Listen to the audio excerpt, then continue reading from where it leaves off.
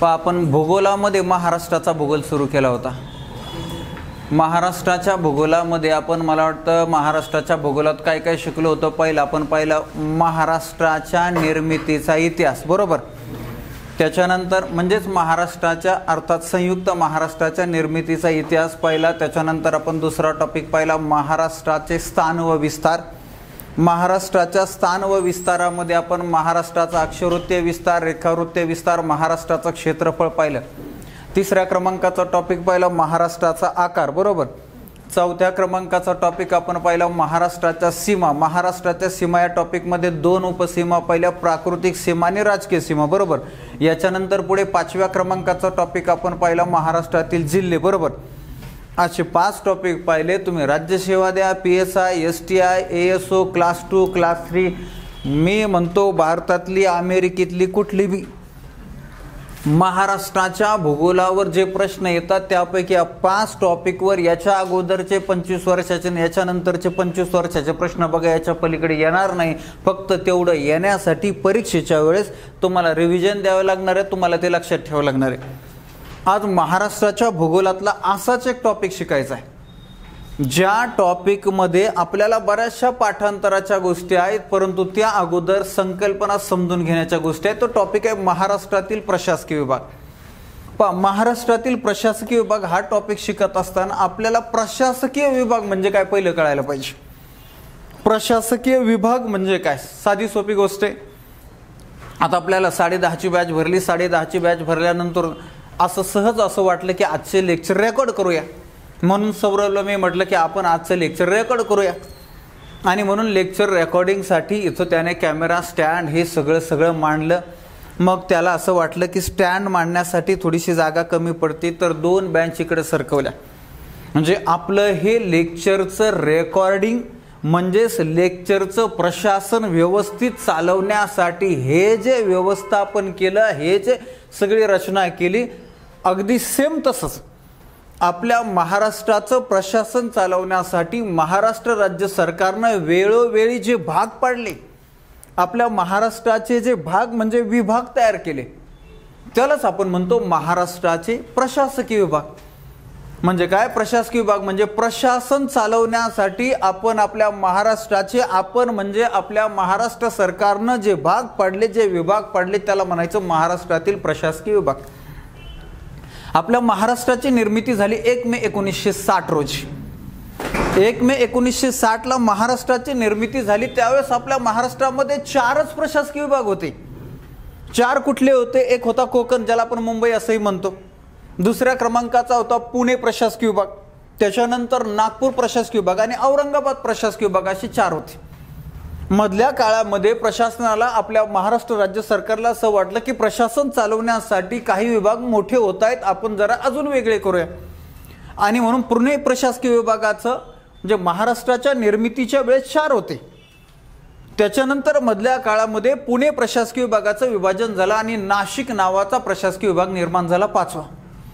याच्यानंतर नागपूर प्रशासकीय विभागाचं विभाजन झालं आणि नागपूरचं विभाजन होऊन 6व्या क्रमांकाचा प्रशासकीय विभाग निर्माण झाला अमरावती। अशा रीतीने सध्या 6 प्रशासकीय विभाग आहेत। लक्षात आलं? 6 प्रशासकीय विभाग। बरं, आता तुम्हाला प्रशासकीय विभाग म्हणजे काय कळलं। महाराष्ट्राच्या निर्मितीच्या वेळेस प्रशासकीय विभाग किती होते हे कळलं। त्याच्यानंतर महाराष्ट्राच्या निर्मितीनंतर 2 नव्यानं निर्माण झाले, म्हणून एकूण 6 प्रशासकीय विभाग आहेत हे कळलं। आता तुम्हाला दुसरी संकल्पना प्रशासकीय विभाग म्हणजे काय कळलं। आता दुसरी संकल्पना आहे की प्रशासकीय विभाग आणि प्रशासकीय ठिकाण याच्यातला फरक समजायला पाहिजे। आता प्रशासकीय ठिकाण देशाचं असू शकतं, राज्याचं असू शकतं, जिल्ह्याचं असू शकतं, तालुक्याचं असू शकतं, गावाचं असू शकतं। म्हणजे काय, आपल्या एखाद्या तुमच्या कुणाच्याही गावाचं उदाहरण घ्या। समजा आता माझ्या गावाचं प्रशासकीय ठिकाण गुणवडी, या गावाचं प्रशासकीय ठिकाण कोणतं? तर गुणवडी जाहिरात व्हायलाच पाहिजे। तर गुणवडी या गावाचं प्रशासकीय विभाग कुठं आहे हे जर समजून घ्यायचं असेल तर तिथं गाव लेवलचं ऑफिस कुठं हे बघावं लागणार ना। मग आपल्या गावाचा प्रशासकीय प्रमुख कोण असतो? गावाचा ग्रामसेवक प्रशासकीय प्रमुख आणि कार्यकारी प्रमुख सरपंच। हे पळून नेऊन बिऊन इकडं तिकडं नाही का, मग ते सरपंच होते, ते सरपंच। झालं. प्रशासकीय प्रमुख, ग्रामसेवक आणि सरपंच हे कुठं बसतात? हा, रात्रीच कुठं बसते हे नाही, त्याचा नाही हिशोब. तर दैनंदिन आपले प्रशासकीय कामं, गावाच्या समस्या हे सोडवण्यासाठी एक ऑफिस असतं की नाही ग्रामपंचायतचं, ते ग्रामपंचायतचं ऑफिस गावातच असं का नाही, गावातच असेल. आणि म्हणून मग गुणवडी गावाचं प्रशासकीय ठिकाण, गुणवडी गावाचं प्रशासकीय ठिकाण गुणवडीच. आता आपण तालुक्याचं, जिल्ह्याचं कुठलंही उदाहरण पाहू शकतो. फॉर एक्झाम्पल देशाचं बघूया. आपल्या देशाचं प्रशासकीय ठिकाण कोणतं?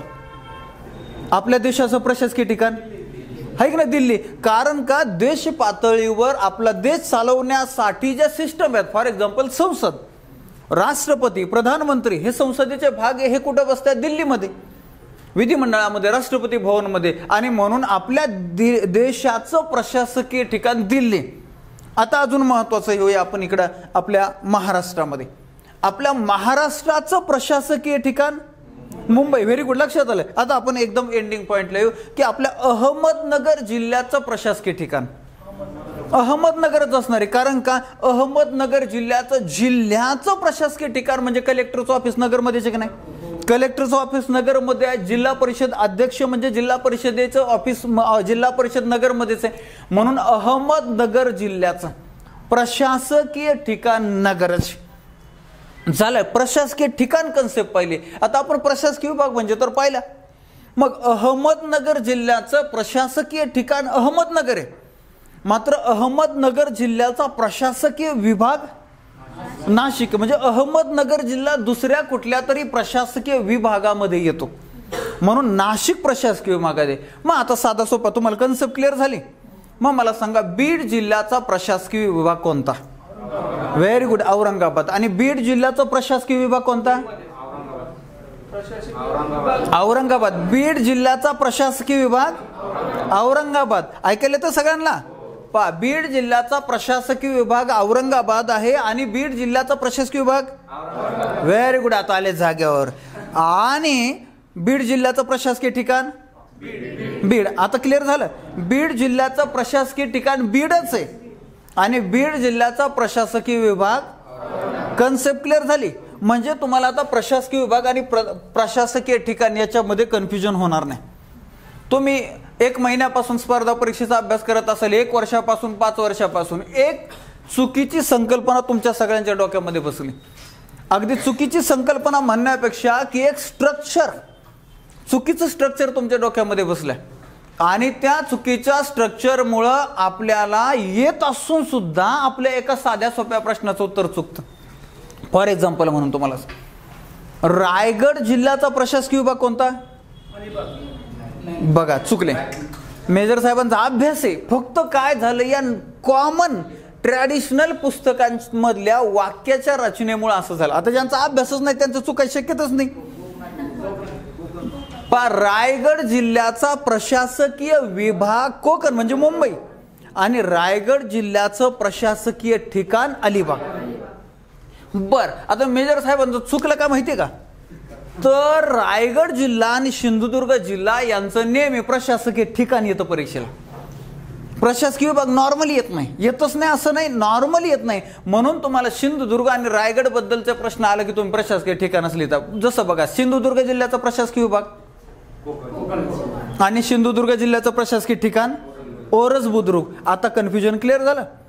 पहा, रायगड आणि सिंधुदुर्गचं शक्यतो प्रशासकीय ठिकाण येतं कारण ते वेगळं आहे. जसं नगर जिल्ह्याचं प्रशासकीय ठिकाण नगरच आहे, बीड जिल्ह्याचं प्रशासकीय ठिकाण बीडच.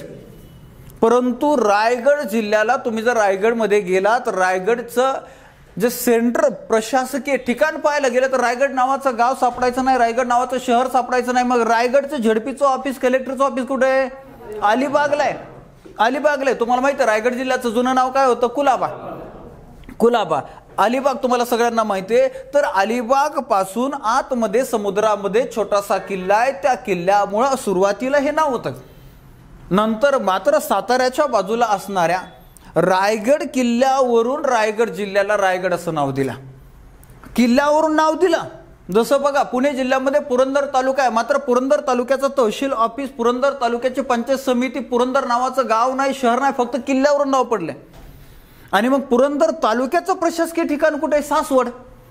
सासवड आहे, बरोबर आहे. तर अशा रीतीचा हा जो फरक आहे हा तुमच्या डोक्यात जर परफेक्ट बसला तर तुम्हाला सांगतो राज्यसेवा लेवलचे, क्लास 2 लेवलचे किंवा 3-4 कुठल्याही लेवलच्या प्रश्नामध्ये आपल्याला येत असून आपण चूक करणार नाही. आता तुम्हाला प्रशासकीय विभाग आणि प्रशासकीय ठिकाणाची कन्सेप्ट क्लिअर झाली, काहीच अडचण नाही. जाऊया पुढे. आता तुम्हाला दुसरा एक फरक क्लिअर व्हायला पाहिजे की प्रशासकीय विभाग आणि प्रादेशिक विभाग याच्यातला फरक. हा फरक समजून घेण्यासाठी अगोदर प्रादेशिक विभाग म्हणजे काय हे माहिती असायला पाहिजे. प्रशासन चालवण्यासाठीचे जे विभाग आहेत प्रशासकीय विभाग. आता प्रादेशिक विभाग, प्रादेशिक विभागामध्ये बघा आपण जरी एकाच देशामधले असलो तरी राज्यनिहाय आपल्यामध्ये बराचसा फरक आहे. राज्यनिहाय खूप फरक आहे. काश्मीरमधले जसे लोक आहेत तसेच महाराष्ट्रातले लोक सापडणार नाही, तसेच तामिळनाडूमधले लोक सापडणार नाही. बरं, आता वेगळ्या वेगळ्या राज्यांची विविधता सोडून देऊ, आपण फक्त आपल्या महाराष्ट्रात येऊ. आपल्या महाराष्ट्राचा विचार केला तर महाराष्ट्रातले सगळे लोक सारखे आहे का? अजिबात नाही. तसं पाहिलं तर कुणीच कोणासारखं नाही. पण नॉर्मली कोकणातले लोक वेगळे आहे, पश्चिम महाराष्ट्रातले लोक वेगळे, सगळ्यात क्षत्रिय म्हणजे पश्चिम महाराष्ट्रातले लोक, कोकणातले लोक माझ्यासारखे सरळ साधे एकदम. तर असा फरक आहे सगळा. तर अशा रीतीने म्हणजे काय, महाराष्ट्रात सुद्धा एक राज्य असून सर्वांमध्ये सारखेपण आढळत नाही. त्याचं कारण आहे हवामान, त्याचं कारण आहे तिथली प्राकृतिक रचना. तुम्ही साताऱ्यातल्या साध्यातल्या साध्या माणसाबरोबर किल्ल्यावर डोंगरावर कुठेतरी ट्रेकिंगला जा, ते दिवसभर चालत राहील नॉर्मली, काय नाही वाटायचं. मात्र आपण जे निजामशाही आदिलशाही भागातले म्हणजे सपाट प्रदेशातले आहेत, पठारावरचे, आपण जर तिकडे चालायला गेलो सुरुवातीला लय उड्या हानीते, अर्धा तास 1 तास, नंतर नंतर आता काय करावा, काठीवर चालावा का डोक्यावर चालावा, अशी पंचायत होती. तर हा फरक आहे. तो फरक कशामुळे? प्राकृतिक रचनेमुळे. म्हणून समान प्राकृतिक रचना, समान हवामान यांचा विचार करून आपल्या महाराष्ट्राचे जे 5 विभाग पाडले जातात त्या 5 विभागांना प्रादेशिक विभाग म्हणतात, प्राकृतिक विभाग म्हणतात. म्हणजे ते निसर्गानं पाडलेले म्हणून त्याला प्राकृतिक विभाग म्हणायचं, प्रादेशिक विभाग म्हणायचं. प्रादेशिक विभाग किती आहे? 5. प्रशासकीय विभाग किती आहे? 6. बर, आता एक नाव सांगतो, तुम्ही ते प्रादेशिक आहे का प्रशासकीय विभागाचं नाव हे सांगायचं, कारण तुम्हाला या दोन्हीतला फरक कळला तर आपल्याला पुढे जाण्यात मजा आहे. ओके, मराठवाडा. ओके, बरोबर आहे. बरं, मराठवाडा हे प्रादेशिक विभागाचं प्राकृतिक विभागाचं नाव आहे. औरंगाबाद प्रशासकीय विभागाचं. पण औरंगाबाद याच प्रशासकीय विभागाचं प्रादेशिक नाव आहे, भौगोलिक नाव आहे मराठवाडा. पण प्रशासकीय विभाग म्हणून आलं तर औरंगाबादच आपण वापरतो आणि प्रादेशिक किंवा प्राकृतिक विभाग म्हणून आलं तर मराठवाडा. बरोबर आहे का नाही? आता मला सांगा, खानदेश प्रादेशिक की प्रशासकीय विभाग? प्रादेशिक विभाग. ओके, बरं, म्हणजे याचा अर्थ तुम्हाला प्रादेशिक विभाग आणि प्रशासकीय विभाग या दोन्हीतला फरक कळला. चला, आता आपल्याला प्रशासकीय विभाग अगोदर शिकायचे आणि त्याच्यानंतर मग प्रादेशिक विभाग शिकायचे. कुठल्याही परीक्षेची तयारी करत असताना प्रशासकीय विभागावर काय प्रश्न, आपली काय तयारी असायला पाहिजे. म्हणजे मी खूप भूगोल वाचला, मी खूप इतिहास वाचला, मी आमकं पुस्तक वाचलं, मी आमका विषय वाचला, पण त्यातलं परीक्षेला काय यायला पाहिजे हे माहिती नसेल तर तुम्हाला ते नुसतं वाचून उपयोग नाही. म्हणून प्रशासकीय विभागावर तुम्हाला काय काय यायला पाहिजे हे अगोदर तुम्हाला सांगतो. पहिली गोष्ट, निर्मितीच्या वेळेचे 4 प्रशासकीय विभाग, त्याच्यानंतर झालेले नवे 2 प्रशासकीय विभाग, एकूण टोटल 6 प्रशासकीय विभाग. एवढं क्लिअर व्हायला पाहिजे. यांच्यामधला हा सगळा फरक तुम्हाला क्लिअर व्हायला पाहिजे. चला, हा फरक क्लिअर झाल्यानंतर त्याच्या पुढे आपण मग महाराष्ट्रातला प्रशासकीय विभाग पाहायला सुरुवात केल्या तर या 6 प्रशासकीय विभागाची नावं तुम्हाला माहिती असायला पाहिजे. त्या 6 प्रशासकीय विभागांचे क्षेत्रफळ तुम्हाला माहिती असायला पाहिजे. सर्वात मोठं कोणतं, 2 नंबरचं कोणतं, 3 नंबर कोणता, 4 नंबर कोणता, हे 6 प्रशासकीय विभागाचे क्षेत्रफळ माहिती असेल. चढत्या क्रमाने उतरत्या क्रमाने जर आले संपला विषय. बरं, क्लास 3 क्लास 4ला फार तर फार सर्वात मोठा प्रशासकीय विभाग, सर्वात छोटा प्रशासकीय विभाग असं बी येतं. वर्ग 2 वर्ग 1ला डायरेक्ट यातले कुठले बी 4 येतात उतरत्या क्रमाने चढत्या क्रमाने. म्हणजेच काय, 6 प्रशासकीय विभागांचे क्षेत्रफळ माहिती असायला पाहिजे. आपण ते पाहणार आहोत. प्रशासकीय विभागावर दुसरा प्रश्न किंवा दुसरा मुद्दा तुम्हाला कुठला माहिती असायला पाहिजे तर त्या प्रशासकीय विभागांचं भौगोलिक नाव काय, प्रादेशिक नाव काय, प्राकृतिक नाव काय. जसं आता आपण पाहिलं ना, औरंगाबादचं मराठवाडा नाव आहे, तसे काही प्रशासकीय विभागांना 2-2 नाव आहे. मग त्यांना आपण खानदेश बी म्हणतो, पश्चिम महाराष्ट्र बी म्हणतो. ते का म्हणतो त्याच्या पाठीमागचं कारण बी आपल्याला माहिती असायला पाहिजे. एकदम सोपं आहे बघा, फक्त आपण बेसिक पद्धतीने अभ्यास केला तर एकदम सोपं आहे. झालं भौगोलिक नाव पाहिलं. त्याच्यानंतर तिसरा मुद्दा की या प्रशासकीय विभागामध्ये महानगरपालिका किती आहेत. आपल्या महाराष्ट्रामध्ये टोटल 27 महानगरपालिका, 27 पैकी कोकण प्रशासकीय विभागामध्ये म्हणजेच मुंबई प्रशासकीय विभागामध्ये किती आहेत, पुणे प्रशासकीय विभागामध्ये, नाशिकमध्ये, अमरावतीमध्ये, नागपूरमध्ये, औरंगाबादमध्ये किती, हे टोटल 27 होतात का हे माहिती असायला पाहिजे. क्लास 3 क्लास 4ला फार तर काय येतं प्रश्न, सर्वात जास्त महानगरपालिका, सर्वात कमी. मात्र तुम्ही क्लास 2 क्लास 1ची तयारी करत असाल तर महानगरपालिकांच्या संख्येनुसार दिलेल्या प्रशासकीय विभागांचा उतरता क्रम लावा, चढता क्रम लावा आणि एकदम सोपं आहे. 27 आकडे फक्त, त्याच्यामध्ये 9, 5, 5, 4, 2, 2 संपला. 6 प्रशासकीय विभाग, 9, 5, 5, 4, 2, 2 6 संपले. एवढं लक्षात ठेवायचं. आणि ते लक्षात ठेवण्यासाठीच्या आपल्याकडे क्लुप्त्या पण आहेत. नुसतं आपण सांगत नाही किंवा घोकमपट्टी करून लक्षात ठेवायचं नाही. एकदा वाचलं, दोनदा वाचलं तर आपल्या परीक्षेपर्यंत 6 महिन्यापर्यंत लक्षात राहायला पाहिजे. बरं झालं. याच्यानंतर महानगरपालिका पाहिल्यानंतर आपल्याला त्या प्रशासकीय विभागामध्ये जिल्ह्यांची संख्या माहिती असायला पाहिजे.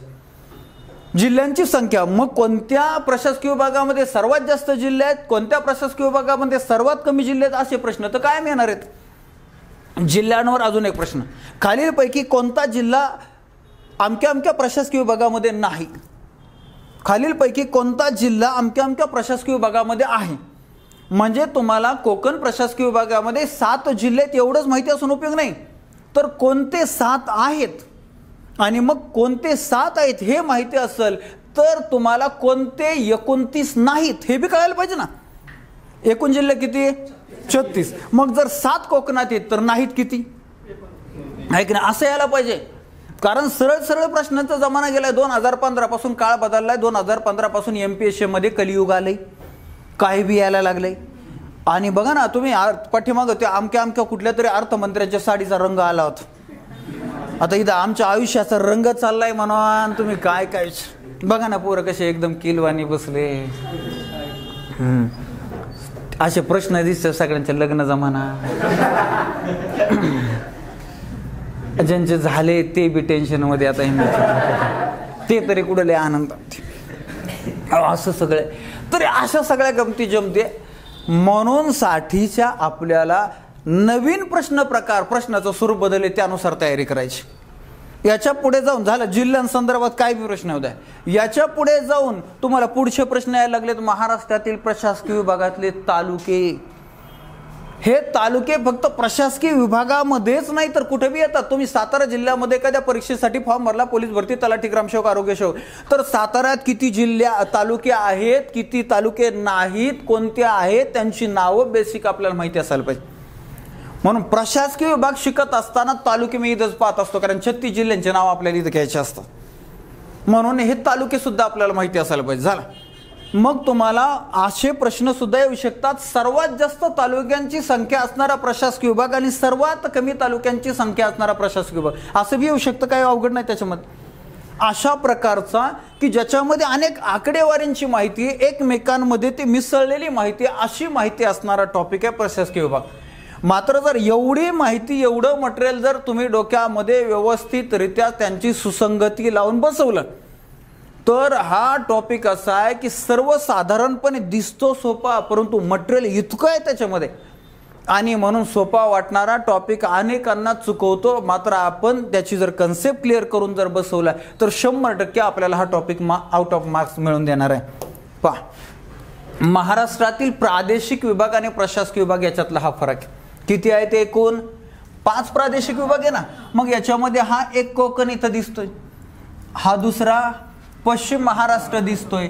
आता इथं जो कलर आहे हा इथं त्यांच्याकडून समान, हा 1, 2, 3, हा 3ऱ्या क्रमांकाचा खानदेश, बरोबर आहे. हा 4 नंबरचा मराठवाडा आणि 5 नंबरचा विदर्भ आहे. अशा रीतीने 5 प्रादेशिक विभाग. अलीकडच्या काळामध्ये असे नकाशे द्यायला लागलेले आहेत आणि या नकाशाच्या माध्यमातून तुम्हाला असे प्रश्न येतात. हा झाला प्रादेशिक विभागाचा नकाशा. आता इथं प्रशासकीय विभाग झाला. पुन्हा हा 1 नंबरचा कोकण प्रशासकीय विभाग, 2 नंबरचा पुणे प्रशासकीय विभाग, 3 नंबरचा नाशिक प्रशासकीय विभाग, 4 नंबरला औरंगाबाद आहे, 5 नंबरला अमरावती आहे. आणि 6 नंबरचा हा नागपूर. म्हणजे असा काही क्रम नाही पण मी हे 6 असे आपण पाहिले झाले. हे 6 प्रशासकीय विभाग, 5 प्रादेशिक विभाग तुम्हाला नकाशातून ओळखता आले पाहिजे. एखादा जिल्हा दिलाय आणि तो जिल्हा कोणत्या प्रशासकीय विभागामध्ये येतो नकाशावरून सुद्धा सांगता आलं पाहिजे, नकाशा नसताना बी सांगता आलं पाहिजे. झालं. प्रादेशिक प्रशासकीय या दोन्हीमधला फरक पाहिल्यानंतर आपल्याला आता पुढे जायचं, प्रशासकीय विभाग शिकायचं. हे जे 6 प्रशासकीय विभाग आहेत, हे 6 प्रशासकीय विभाग मी मगाशी सांगितलेली सगळी माहिती आपल्याला याच्यातून समजून घ्यायची. चला चारच्या माध्यमातून समजून घेऊ. पहिल्यांदा पाहतोय आपण कोकण. कोकण हा प्रशासकीय विभाग असा आहे की त्याला मुंबई प्रशासकीय विभाग असंही म्हणतात. म्हणजे प्रशासकीय विभागामध्ये कोकण बी चालते आणि मुंबई बी चालते. तसं प्रशासकीय विभागामध्ये औरंगाबाद चालते पण मराठवाडा नाही चालत. ते भौगोलिक नाव झालं. मात्र मुंबई प्रशासकीय विभाग किंवा कोकण प्रशासकीय विभाग हे दोन्ही शब्द समानार्थी अर्थानं वापरले जातात. ओके. मग पहिल्यांदा पाहूया या कोकण प्रशासकीय विभागामध्ये एकूण महानगरपालिका मगाशी सांगितल्या होत्या मी तुम्हाला 9, 5, 5, 4, 2, 2 संपला विषय. कोकणात सर्वात जास्त महानगरपालिका आहे 9. पुण्यामध्ये 5 आहेत, नाशिकमध्ये 5 आहेत, औरंगाबादमध्ये 4 आहेत, अमरावती 2, नागपूरमध्ये 2, टोटल 27 व्हायला पाहिजे. झालं. अशा रीतीने 27 महानगरपालिका आहेत. तर असेही प्रश्न अपवादात्मक उलटा सुलटा राज्यसेवेसारख्या परीक्षेला शेवटची महानगरपालिका कोणत्या प्रशासकीय विभागामध्ये निर्माण झाली असं आलं तरी बी कळलं पाहिजे. पनवेल महानगरपालिका. तर असंही आपल्याला जमलं पाहिजे, सांगता आलं पाहिजे. पनवेल म्हणजे कोणत्या प्रशासकीय विभागामध्ये? कोकणामध्ये येणार, बरोबर आहे ना, ठाण्यामध्ये. तर असे प्रश्न आहे. चला मग आपण आता पहिल्यांदा पाहूया की या प्रशासकीय विभागांचं मुख्यालय आपला नगर नावाचा जिल्हा नाशिक प्रशासकीय विभागामध्ये. तर नाशिक प्रशासकीय विभागाचं मुख्यालय कुठं असणार आहे? नाशिकमध्येच आहे. तसं मुंबई संदर्भात कोकण प्रशासकीय विभागासंदर्भात कोकणाचं प्रशासकीय विभाग मुंबईमध्ये. बर. कोकणाचा प्रशासकीय विभाग मुंबईमध्ये झाला, पुण्याचं पुण्यामध्ये, नाशिकचं नाशिकमध्ये, औरंगाबादचं औरंगाबादमध्ये, अमरावतीचं अमरावती, नागपूरचं नागपूर. म्हणजे तुम्हाला मुख्यालय लक्षात ठेवायचं टेन्शन नाही, ते तिथंच असतं. बरं. मुख्यालय झाल्यानंतर आपल्याला क्षेत्रफळ बी पाहायला पाहिजे. 6 प्रशासकीय विभागांचं क्षेत्रफळ. मग मी तुम्हाला 1 नंबरच्या या प्रशासकीय विभागापासून सांगतो. क्षेत्रफळाच्या दृष्टीने सर्वात छोटा 30,393 चौरस किलोमीटर एवढं क्षेत्रफळ कोकण प्रशासकीय विभागाचं आहे. काही पुस्तकामध्ये तुम्हाला 30,394 सापडणार. मग एकचा घोटाळा आपल्या देशात परवानगी किरकोळ चालतं आपल्याकडे. मग 1 कोटी असू द्या नाहीतर 1 किलोमीटर असू द्या, 30,393 किंवा 30,394 चौरस किलोमीटर. याच्यानंतर पुढे पुणे प्रशासकीय विभाग आहे 30,275 चौरस किलोमीटर. पुणे आणि नाशिक जिल्ह्यांसंदर्भातचा फरक लक्षात राहू द्या. पुणे जिल्हा मोठा आहे, नाशिक जिल्हा पुण्यापेक्षा लहान आहे. 15,643 पुणे जिल्ह्याचं क्षेत्रफळ आहे, नाशिकचं 15,530. पण आता प्रशासकीय विभागाच्या बाबतीमध्ये उलट आहे. काय? पुणे प्रशासकीय विभाग लहान आहे क्षेत्रफळाच्या दृष्टीनं, नाशिक प्रशासकीय विभाग मोठा आहे.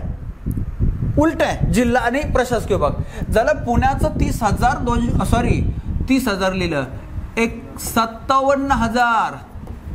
57,275. 30,000 ह्या कोकणाच्या 30,000 याच्यानंतर बघा नाशिकचं आहे 57,493 चौरस किलोमीटर. 57,000. औरंगाबादचं सर्वात मोठं आहे 64,813 चौरस किलोमीटर. अमरावती आहे 46,027 चौरस किलोमीटर. आणि नागपूर आहे 51,377 चौरस किलोमीटर. झालं. अशा रीतीनं क्षेत्रफळ जेव्हा येतील तेव्हा 90% विद्यार्थ्यांना येणार नाही. एवढं कोण आकडेवारी लक्षात ठेवते? पण तोच आपला प्लस पॉईंट आहे. जगाला जे येत नाही ते आपल्याला आलं म्हणजे आपण स्पर्धा परीक्षेमध्ये 1 पाऊल पुढे राहत असतो. आणि बहुतांशी लोक सामान्य ज्ञानाकडे दुर्लक्ष करत असतात. आपण त्याच्याकडे फोकस केलं तो आपला प्लस पॉईंट असणार आहे. मग आता या क्षेत्रफळावरून आपल्याला सहज दिसणारे सर्वात मोठा क्षेत्रफळाच्या दृष्टीने सर्वात मोठा प्रशासकीय विभाग कोणता असणार आहे? औरंगाबाद क्षेत्रफळाच्या दृष्टीनं 1 नंबरचा आहे. 2 नंबरचा नाशिक प्रशासकीय विभाग 2 नंबरचा सापडणार आहे. 3 नंबरचा पुणे प्रशासकीय विभाग 3 नंबरचा सापडणार आहे. 4 नंबरचा नागपूर प्रशासकीय विभाग 4 नंबर क्षेत्रफळाच्या दृष्टीनं. 5 नंबरचा अमरावती 5 नंबरला येणार आहे. आणि 6 नंबरला सर्वात शेवटी कोकण आहे. अशा रीतीनं क्षेत्रफळाच्या दृष्टीने चढताक्रम उतरताक्रम कसा बी प्रश्न आला तरी आपल्याला त्याच्यात अडचण नाही यायला पाहिजे. ओके, प्रशासकीय विभागामध्ये आपण 6 प्रशासकीय विभागांची नावं पाहिले, त्यांची मुख्यालये पाहिले, त्यामध्ये समाविष्ट असणाऱ्या महानगरपालिका पाहिल्या, त्यांचं क्षेत्रफळ पाहिलं, क्षेत्रफळानुसार क्रम पाहिला. आता पुढे जायचंय आपल्याला प्रशासकीय विभागांचे भौगोलिक नाव. हे सोपं आहे, हे आले तर सगळ्यांना येत असतात. मग कोकण किंवा मुंबई हे सारखंच, याला काही प्रश्न नाही. भौगोलिक नावही तेच वापरतो आपण, मुंबई किंवा कोकण, किंवा मुंबईला भौगोलिक नाव कोकण असं दिलं गेलं. त्याच्यानंतर दुसरा पुणे प्रशासकीय विभाग. या पुणे प्रशासकीय विभागाचं भौगोलिक नाव काय दिसतंय बघा, पश्चिम महाराष्ट्र. या पश्चिम महाराष्ट्राला दुसरा समानार्थी शब्द वापरला जातो देश. देश देश आणि पश्चिम महाराष्ट्र एकच. राज्यसेवेच्या पूर्व परीक्षेला एक प्रश्न आला होता, ते 2 वाक्य होते. त्या 2 वाक्यांचं बरोबर का चुकीचे विचारले होते. तर त्यातलं पहिलं वाक्य काय होतं बघा, पहिलं वाक्य होतं सह्याद्रीचा पूर्वेकडील मंद उताराचा भाग म्हणजे टिंबटिंब होय.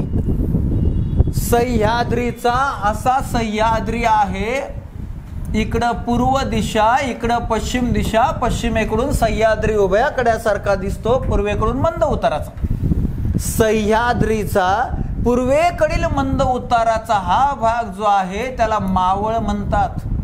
आता दुसरं वाक्य, सह्याद्रीच्या पूर्वेकडील भागास, सह्याद्रीच्या म्हणजे सह्याद्री तर संपल्यावर पूर्वेकडचा, त्याला देश म्हणतात, त्याला पश्चिम महाराष्ट्र म्हणतात. औद्योगिक दृष्टिकोनातून महाराष्ट्रातील सर्वात डेव्हलप विकसित झालेला प्रशासकीय विभाग म्हणजे पश्चिम महाराष्ट्र. ओके, मग या पश्चिम महाराष्ट्रामध्ये झालं नाव पाहिलं, पश्चिम महाराष्ट्र म्हणजेच देश.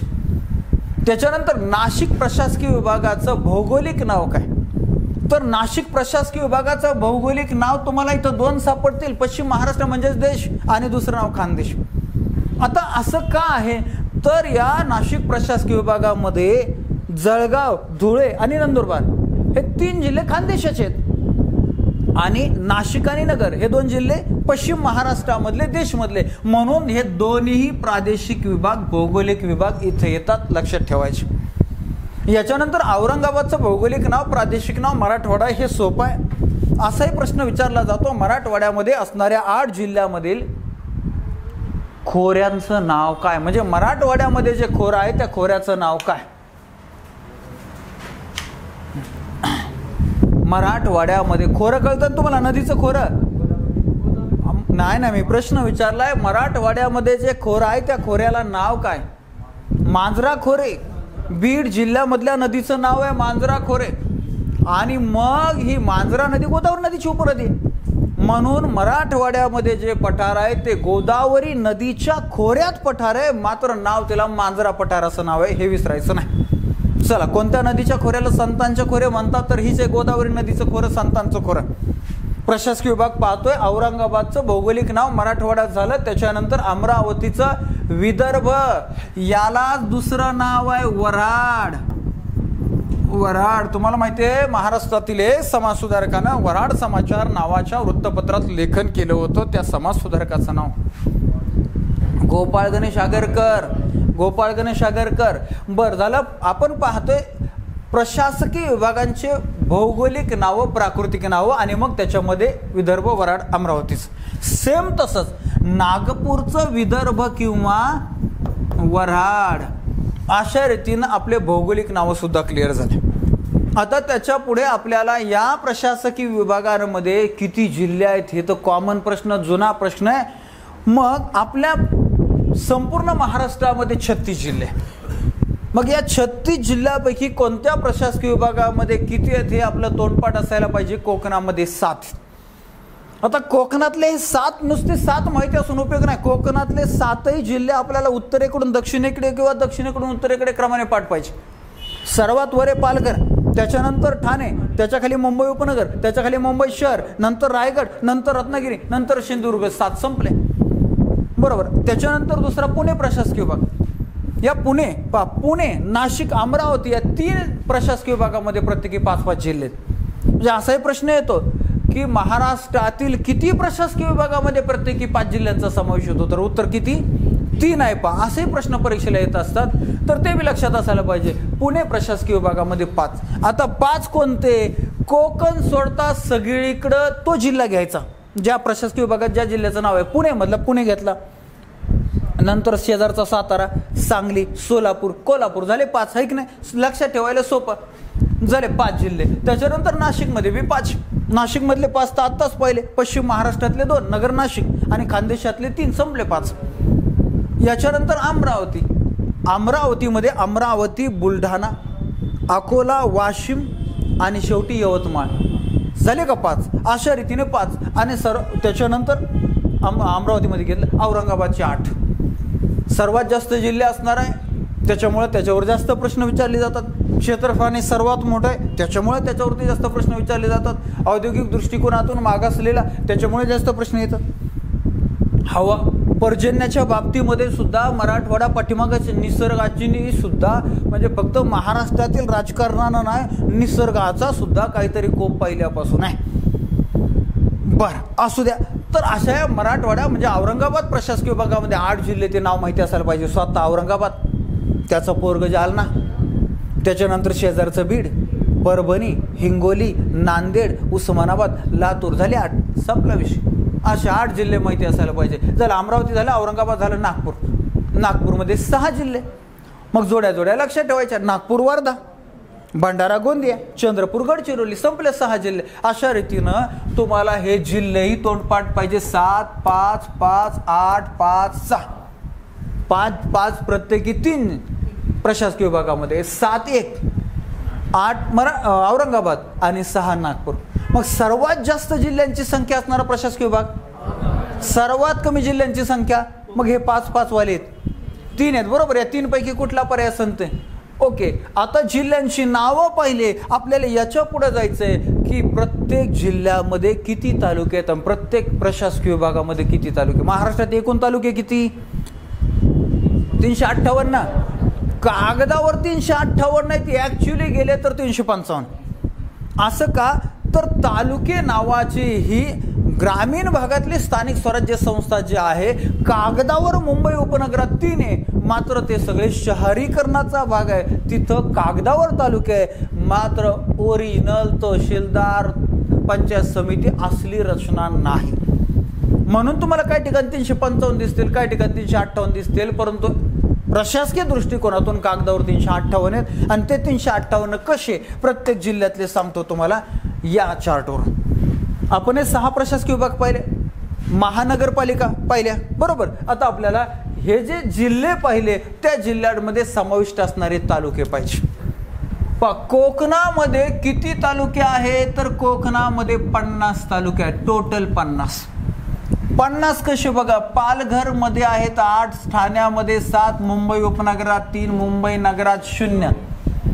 मुंबई नगर म्हणजे शहर.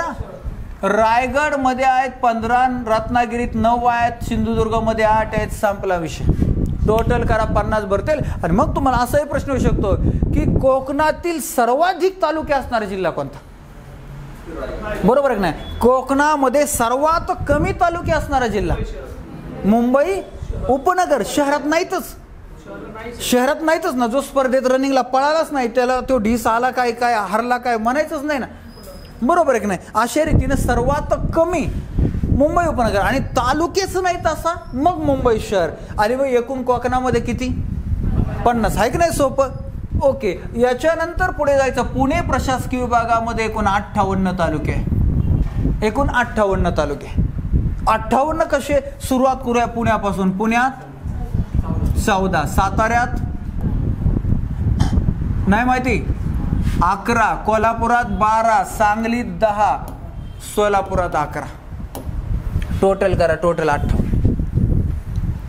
झाले. अशा रीतीनं पुणे प्रशासकीय विभागामध्ये एकूण 58 तालुके आणि 5, 5, 2, 7, 7, 1, 8. ओके. आता त्याच्यानंतर पुढे जायचं आपल्याला. नाशिक प्रशासकीय विभागामध्ये किती आहेत? तर नाशिक प्रशासकीय विभागामध्ये 56 म्हणतात का? किती मनाने सांगतात का बघून रे?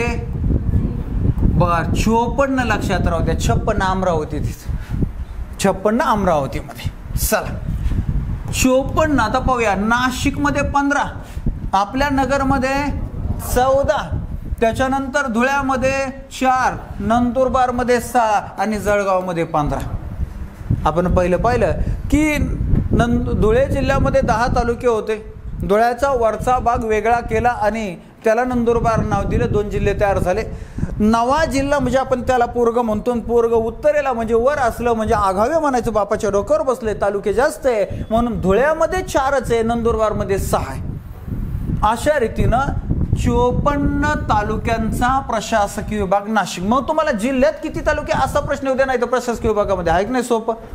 याच्यानंतर जायचं आपल्याला औरंगाबादमध्ये. औरंगाबादमध्ये सर्वात जास्त तालुके किती? 76 तालुक्यांचा प्रशासकीय विभाग. सर्वात जास्त तालुके, सर्वात जास्त जिल्हे, सर्वात जास्त क्षेत्रफळ असणारा औरंगाबाद प्रशासकीय विभाग. याच्यामध्ये मग औरंगाबादमध्ये 9, जालनामध्ये 8, बर, त्याच्यानंतर परभणीमध्ये 9, हिंगोलीत 5, नांदेडमध्ये सर्वात जास्त 16, बीडमध्ये 11, उस्मानाबादमध्ये 8 आणि लातूरमध्ये 10. असे टोटल 76 तालुक्यांचा प्रशासकीय विभाग औरंगाबाद आहे. मग औरंगाबाद जिल्ह्यातले तालुके आले तर ते 900, औरंगाबाद प्रशासकीय विभागामधले आले तर 76. फरक लक्षात राहू द्या, सोपं आहे एकदम. याच्यानंतर जायचं आपल्याला अमरावतीमधले. अमरावतीमध्ये तुम्ही सांगितलं होतं बघा 56, अब तक 56. 54, 56, 58 कसे लक्षात ठेवायचे तुम्ही बघा, 2-2चा फरक आहे. मग या अमरावतीमध्ये 14 तालुके आहे, बुलढाणामध्ये 13 तालुके आहे, अकोल्यामध्ये 7 आहे, वाशिममध्ये 6 आणि यवतमाळ 16. यवतमाळ 16. टोटल करा 56 तालुके झाले. अशा रीतीने अमरावती प्रशासकीय विभागात 56 तालुक्यांचा हा प्रशासकीय विभाग. अमरावती जिल्ह्यातले आले तर 14. फरक लक्षात राहू द्या. याच्यानंतर सरते शेवटीचा प्रशासकीय विभागाला नागपूर आणि या नागपूरमध्ये 64 तालुके आहेत. 64. आता इकडचे तालुके पाहायच्या अगोदर मला सांगा सर्वात जास्त तालुके असणारा प्रशासकीय विभाग कोणता? सर्वात जास्त तालुके 2 नंबर. सर्वात कमी तालुके बघा नाही तर 50 आहे की नाही. अशा रीतीनं प्रश्न कसा येतोय त्यानुसार उत्तर लिहायचं. कसा येतोय प्रश्न त्यानुसार उत्तर लिहायचं. तालुक्याच्या संख्येनुसार क्रम लावा, जिल्ह्याच्या संख्येनुसार क्रम लावा, वेगळं वेगळं असणार आहे. क्षेत्रफळानुसार क्रम लावा, वेगळं वेगळं असणार आहे. महानगरपालिकांच्या संख्येनुसार क्रम लावा, वेगळं वेगळं असणार आहे. हे सगळे माहिती तुम्हाला असायला पाहिजे. चला, नागपूर प्रशासकीय विभागामध्ये 64 आहेत तर ते 64 तालुके कोणते? एक, नागपूरमध्ये स्वतः 14, वर्ध्यामध्ये 8, चंद्रपूरमध्ये 15, गडचिरोलीमध्ये 12, भंडाऱ्यामध्ये 7, गोंदियामध्ये 8.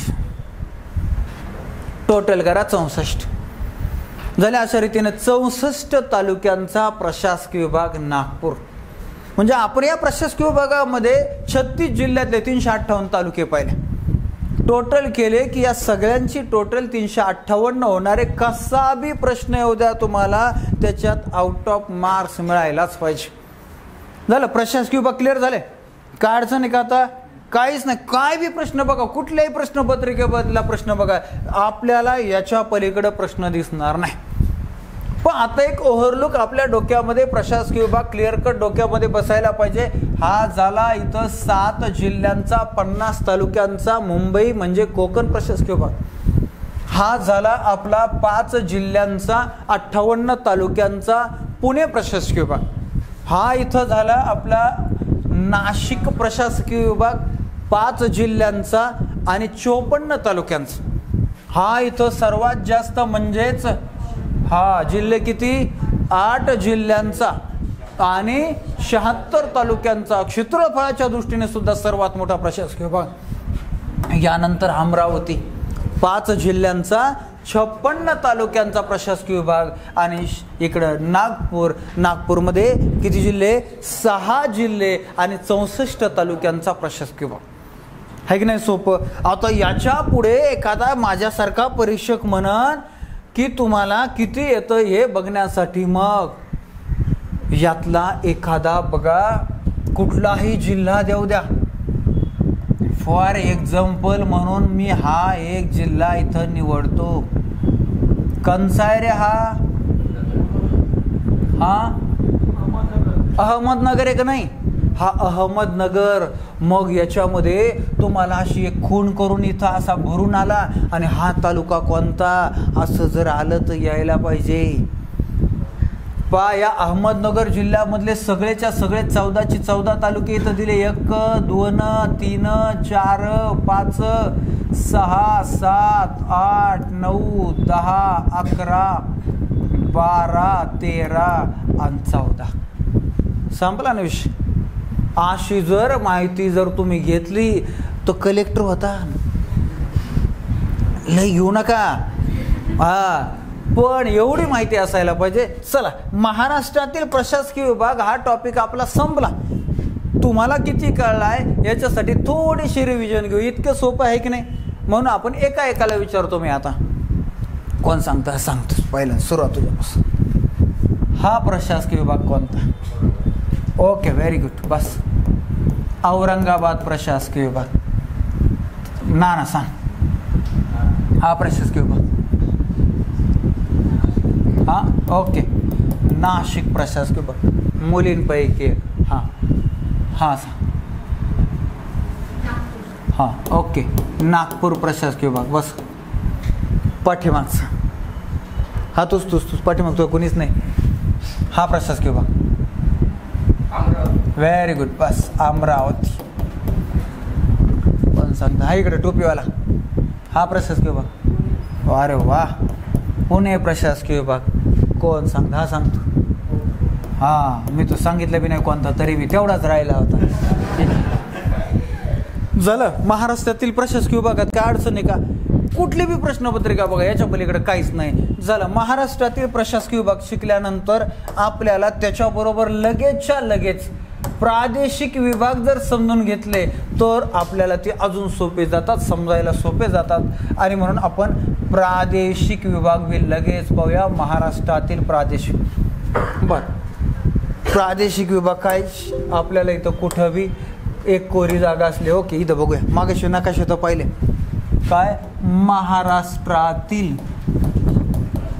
प्रादेशिक विभाग. प्रादेशिक म्हणजे प्राकृतिक. किती आहेत टोटल? 5 आहेत. ते 5च पहिल्यापासून 5च निसर्गाने निर्माण केले, ते काय बदलणार नाही. बरं, या 5 मध्ये मग आपण पाहिला कोकण. बरोबर. मग कोकण प्रादेशिक विभाग असो नाही तर प्रशासकीय विभाग असो, जिल्हे किती असणार आहेत? तेवढेच असणार आहे ना. किती? 7 जिल्हे. तालुके किती? 50 असणार आहे. त्याच्यात काय बदल होणार आहे का? प्रशासकीय विभाग येऊ नाही तर प्रादेशिक. कोकण तसाच. आता याच्यानंतर दुसऱ्या क्रमांकाचा आपण पाहिला पश्चिम महाराष्ट्र. त्यालाच आपण देश म्हणतो. यामध्ये किती जिल्हे? आता बघा, यामध्ये किती येणार?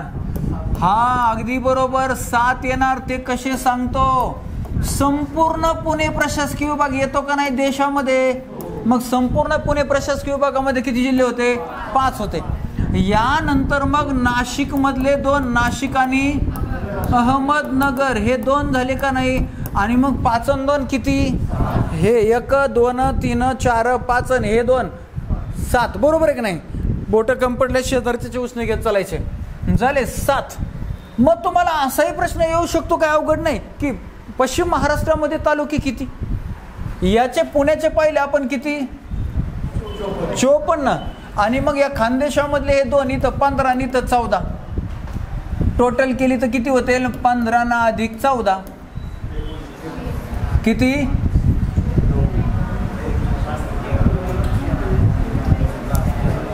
पुणे प्रशासकीय विभागाचे 58. हे किती वेळ रे? हे 58 पुणे प्रशासकीय विभागामधले होते ना. 54 नाशिकमध्ये, 56 अमरावतीमध्ये. हे 87 होतात का? 87. कसं रे तुमचं गणित आहे? झालं. तिसरा खानदेश. खानदेश सर्वात छोटा प्रादेशिक विभाग आहे. किती? 3 जिल्ह्यांचा समावेश आहे. 3 म्हणजे कोणते कोणते? धुळे, नंदुरबार आणि जळगाव असे 3 आहेत. आणि मग तालुके किती? 4, 6, 15 झाले 25. बरोबर आहे, झाले. अशा रीतीनं 25 तालुके. म्हणजे तालुके आले तर टेन्शन नाही, आपल्याला यायलाच पाहिजे. याच्यानंतर 4थ्या क्रमांकाचा आपल्याला पाहायचा मराठवाडा. मराठवाडा प्रादेशिक विभागामध्ये किती?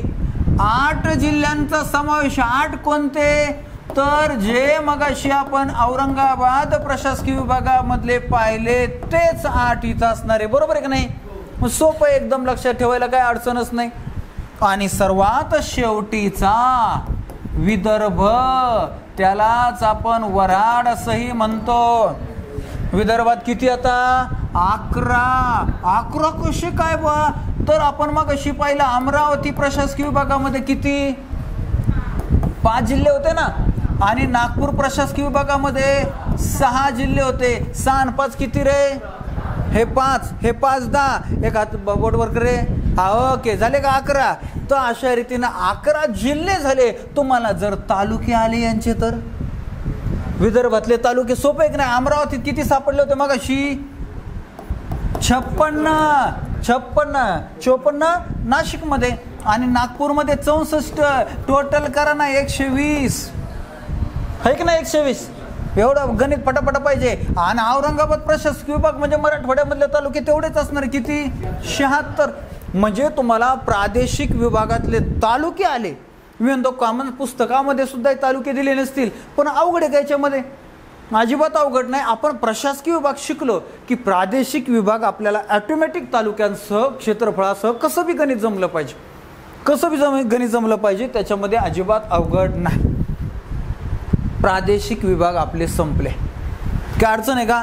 चला, महाराष्ट्रातील प्रादेशिक विभाग, प्रशासकीय विभाग हा टॉपिक झाल्यानंतर मला सांगा आपण अर्थशास्त्रामध्ये कुठपर्यंत आलो होतो?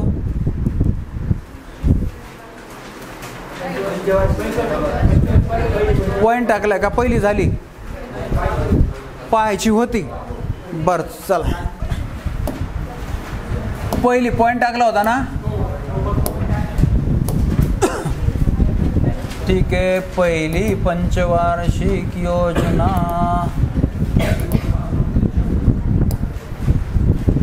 अर्थशास्त्रामध्ये आपण पहिल्यांदा वर्ग 3 वर्ग 4ला जे अर्थशास्त्राची बेसिक माहिती येत असते ती बेसिक सगळी माहिती पाहिली.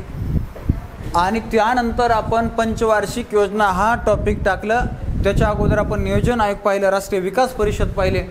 आणि मग आपण पहिली पंचवार्षिक योजना, त्याची सुद्धा सगळी बेसिक माहिती आपण पाहिली. मला वाटतं मागच्या लेक्चरला पंचवार्षिक योजनांचे कालखंड कसे लक्षात ठेवायचे याच्यावर बी चर्चा केली होती. बरोबर. आता आपल्याला पहिली पंचवार्षिक योजना, कुठली पंचवार्षिक योजना पाहायची असली की सुरुवात कालखंडापासून करायची. कालखंड. आणि सर्वात जास्त वेळा कालखंडावर पहिलीवरच प्रश्न येतात.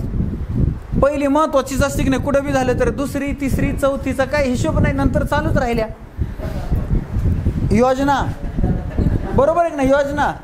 तर म्हणून पहिलीला महत्व आहे. मला सांगा, कुठलीही पंचवार्षिक योजना किती तारखेला सुरू होते? 1 एप्रिलला. कुठलीही पंचवार्षिक योजना संपते किती तारखेला? 31 मार्च. म्हणजे हे तुम्हाला दरवेळेस सांगायची गरज नाही. बरं, म्हणजेच आपला कालखंड 1951. पंचवार्षिक म्हणजे किती वर्षाची? 5. एकावरमध्ये 5 मिळवले. Very good. 1956. कालखंड क्लिअर, तोंडपाठ आपला, काय अडचणच नाही. आता अध्यक्ष, कोणत्याही पंचवार्षिक योजनेचे अध्यक्ष म्हणजे त्यावेळेचे प्रधानमंत्री असतात. आणि तुम्हाला सगळ्यांना माहिती असेल की 1964 सालापर्यंत देशाच्या स्वातंत्र्यापासून आपल्या भारताला एकच प्रधानमंत्री लाभले होते. कोण? पंडित जवाहरलाल नेहरू. आणि म्हणून इथं अध्यक्ष सुद्धा पंडित जवाहरलाल नेहरू हेच आहेत. अध्यक्ष झाले. आता अध्यक्षाबरोबर आपल्याला उपाध्यक्ष माहिती असणं गरजेचं आहे. कारण अध्यक्ष कॉमन आहे, प्रधानमंत्री कोणाला माहिती असते, उपाध्यक्ष जरा वेगळे असतात. आणि मग उपाध्यक्ष कोण आहे? हा, व्हेरी गुड, गुलझारीलाल नंदा. गुलझारीलाल नंदा हे उपाध्यक्ष. हे बी कसं लक्षात ठेवायचं? दुसऱ्या पंचवार्षिक योजनेचे उपाध्यक्ष आहेत व्ही.टी. कृष्णम्माचारी. कृष्णम्माचारी, कृष्ण नंतर, अगोदर नंद आहे का नाही? कृष्णाचे सांभाळ करणारे म्हणून, वडील म्हणून, पालक म्हणून नंद आहेत. म्हणून नंदा अगोदर कृष्ण नंतर, असं लक्षात ठेवायला आपल्याला आयडिया आहे की नाही. गुलझारीला नंदा झाली उपाध्यक्ष. आता प्रतिमान, हे प्रतिमान कशावर ठरलेलं असतं तर मुख्य भरवर. मग आपल्या या पहिल्या पंचवार्षिक योजनेमध्ये मुख्य भर दिलाय कृषी व जलसिंचन. शेतीवर सर्वात जास्त सर्वाधिक भर देणारी पंचवार्षिक योजना म्हणजे ही आहे कृषीची मुख्य भर पहिली पंचवार्षिक योजना. मग कृषी व जलसिंचनावर भर दिलाय, त्याचं संशोधन, त्याचा विकास कसा करायचा आहे त्याच्यासाठीचं प्रतिमान वापरलं हेरॉल्ड डोमर. हेरॉल्ड डोमर प्रतिमान म्हणतात पहिल्या पंचवार्षिक योजनेचं. आता योजनेचं उपनाव, कित्येक वर्षापासून सुलतानांनी, मोगल सम्राटांनी, इंग्रजांनी, फ्रेंचांनी आपल्या देशाची प्रचंड संपत्ती लुटली, विशेषतः इंग्रजांनी. आणि मग त्याच्यानंतर देश स्वतंत्र झालेला आहे. भारतामध्ये प्रचंड समस्या होत्या. त्या समस्या सोडूनही आपल्या देशाला पुन्हा उभारी देण्यासाठीची ही योजना आहे. म्हणून या योजनेला पुनरुत्थान योजना असे म्हणतात. पुनरुत्थान योजना. बर, योजनेसंदर्भाची बेसिक माहिती पाहत असताना पुढे आपल्याला जायचंय की राष्ट्रीय उत्पन्नातील एकूण वाढ जी आहे ती एकूण वाढ तीही आपल्याला माहिती असायला पाहिजे. आणि ती आहे 18%, ज्याला आपण GDP म्हणतो. राष्ट्रीय उत्पन्नातील एकूण वाढ. थोडीशी आकडेवारी काठिण्य पातळी जास्त असलेल्या परीक्षांना येते, म्हणून मी तुम्हाला थोडं सांगतो. 50% लक्षात ठेवलं तरी वर्ग 3 वर्ग 4 तुमच्या आउट ऑफ. बर, त्याच्यानंतर पहा, जर आलाच कधी दरडोई उत्पन्नातील वाढ, त्यावेळेस ही दरडोई उत्पन्नातील वाढ जी आहे ती 11% झालेली. 11% झाली. नॉर्मली राष्ट्रीय उत्पन्नातील एकूण वाढ येत असते, परंतु दरडोई उत्पन्न माहिती असू द्या. या पंचवार्षिक योजनांचं एक खास वैशिष्ट्य लक्षात राहू द्या. पहिली अशी एकच पंचवार्षिक योजना आहे की ज्या काळात किमती आणि किमतींचे निर्देशांक कमी झाले. तुम्हाला आठवतं का, तुम्ही जन्मल्यापासून वस्तूंच्या किमती कमी झाल्या? अजिबात नाही. कायम हा माणूस स्वतः सगळ्यांच्या किमती वाढतच चालल्या. माणसालाच किंमत नाही राहिली अशी परिस्थिती झाली. कोणी कोणाला, माणसंच एवढे झाले आपल्याकडं तर काय, गर्दी झाल्यानंतर तसंच होतं. मधल्या काळामध्ये प्रचंड हुंडास घ्यायची मुलं. आता अशी गंमत झाली, मुलांची संख्या वाढली, मुलींची संख्या कमी झाली. अर्थशास्त्र आहे, मागणी जास्त आहे, पुरवठा कमी आहे, हुंडा उलट झाला. हुंड्याची सिस्टम बदलत चालली. तसं इथं बघा, या किमतींसंदर्भातचा हा प्रश्न आहे. याच्यामध्ये किमती 22% कमी झाल्या आणि किमतींचे निर्देशांक 13% कमी झाले. वर्ग 3 वर्ग 4ला ही आकडेवारी नाही आली तरी किमती कमी होणारी, किमतींचे निर्देशांक कमी होणारी एकमेव पंचवार्षिक योजना म्हणजे पहिलीच पंचवार्षिक योजना. झालं. ही बेसिक माहिती पाहिल्यानंतर मग आपल्याला जायचं या पहिल्या पंचवार्षिक योजनेमध्ये की एवढे चांगलं यश मिळालं, याचा अर्थ काहीतरी चांगल्या योजना, चांगले उपक्रम, चांगले निर्णय झाले असतील का नाही. मग हे निर्णय काय झाले हे आपल्याला पुढे जाऊन पाहायचं. चला आपण पाहूया आता या योजनेतले उपक्रम पहिल्या पंचवार्षिक योजने. मग या पहिल्या पंचवार्षिक योजनेमधले 1951चे 3-4 महत्त्वाचे उपक्रम परीक्षेला नेहमी आलेले. मग याच्यामध्ये पहिले काय, स्वतंत्र भारताची पहिली जनगणना. स्वतंत्र भारताची पहिली जनगणना कोणत्या वर्षी झाली? 1951ला झाली. आता या जनगणनेबद्दल तुम्हाला अजून डिटेल माहिती असायला पाहिजे. भारतामध्ये पहिल्यांदा जनगणना कोणत्या वर्षी झाली? 1872ला भारतात पहिल्यांदा जनगणना झाली. कोणाच्या काळात झाली? लॉर्ड मेयोच्या काळामध्ये झाली. भारतीय जनगणनेचा जनक म्हणून लॉर्ड मेयोला म्हणतात. लॉर्ड मेयोच्या काळात 1872ला जनगणना झाली आणि मग त्याच्यानंतर दर 10 वर्षाला जनगणना व्हायला लागले. फक्त पहिल्यांदाच 1872 नंतर 81ला झाली. 1881ला पहा या जनगणनेबद्दल मग आपण पाहतोय. 1872ला झाली, याच्यानंतर 1881ला झाली, याच्यानंतर 1891ला झाली. त्याच्यानंतर कधी होईल पटापटा सांगा बरं पुढचे आकडे. 1901ला यायला की 2000 का? नंतर 1911ला झाली, नंतर 1921ला झाली. एक साधा सोपा प्रश्न, या जनगणना पाहत असताना 1921 या वर्षाला महाविभाजनाचे वर्ष का म्हणतात? 1921 वर्षाला महाविभाजनाचे वर्ष म्हणतात. त्याला महाविभाजनाचे वर्ष का म्हणतात सांगतो. तर 1911 साली आपल्या देशाच्या लोकसंख्येची घनता होती 82 आणि 1921 साली 81 झाली. असं कधीच झालं नाही, कधीच होणार बी नाही. एवढी जनगणना कशी काय बा घनता मोजताना एखादा 0 कोटीचा हुगला का काय. जे झालं ते झालं, परंतु भारताची अशा रीतीनं एकने घनता कमी झाली आणि त्यामुळं इथं एक वेगळा टर्न आणि तिथून पुढं परत वेगाने वाढत गेली. म्हणून या वर्षाला महाविभाजनाचे वर्ष म्हणतात. नंतर आली 1931ला, नंतर 1941ला, नंतर 1951ला. मग प्रश्न असा आहे की स्वतंत्र भारताची पहिली जनगणना जर 1951ची असेल तर 1951ची जनगणना एकूणातली कितवी. हा लक्षात राहू द्या, एकूणातली 9वी जनगणना आहे. असेही प्रश्न येतात. 9वी. मग पुढं पुन्हा 1961ला झाली, 1971ला झाली, 1981ला झाली, 1991ला झाली, 2001ला झाली आणि 2011ला सुद्धा. मग 2011ची जनगणना म्हणजे एकूणातली कितवी आणि स्वातंत्र्यानंतरची कितवी. एकूणातली 15वी. Very good. असं लक्षात ठेवायचं बघा, एकूणातली 15वी. पाना स्वातंत्र्यानंतरची पहिली ही, दुसरी, तिसरी, चौथी, 5वी, 6वी आणि ही 7वी. 7वी आहे का नाही काय जनगणना, 7वी जनगणना. खरं पाहिलं तर या कोरोनाच्या राड्यामुळं नाहीतर 8वी बी झाली असती की नाही. आणि मग आपण बायचान्स देशात 1 नंबरला येण्याची शक्यता आहे. म्हणजे आपलं नाव लौकिक पुन्हा जगभर गाजण्याची शक्यता आहे. पण नेमकं राहिली आकडेवारी मोजितेनं होईन आपल्या मनात समाधान झालं. स्वतंत्र भारताची पहिली जनगणना आहे. याच्यानंतर 1951ची अजून एक महत्त्वाचा केंद्र सरकारचा निर्णय, खादी ग्रामोद्योगाची स्थापना. खादी ग्रामोद्योगाची स्थापना 1951 मध्ये झाली, पहिल्या पंचवार्षिक योजनेमध्ये झाली. 1951ची अजून एक महत्वाच्या भारतातला पहिला रेल्वे इंजिन कारखाना सुरू झाला. कुठं? चित्तरंजन. चित्तरंजन म्हणजे नाव कोणाचं नाव आहे रे? देशबंधू चित्तरंजन दास यांचं नाव दिलं गेलं. कुठं आलं हे? पश्चिम बंगालमध्ये. पश्चिम बंगालमध्ये चित्तरंजन या ठिकाणी कशाचा कारखाना सुरू केला?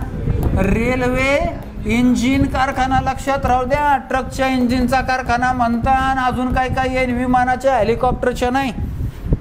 रेल्वे इंजिन कारखाना सुरू झालाय. चित्तरंजन पहिली पंचवार्षिक योजना 1951.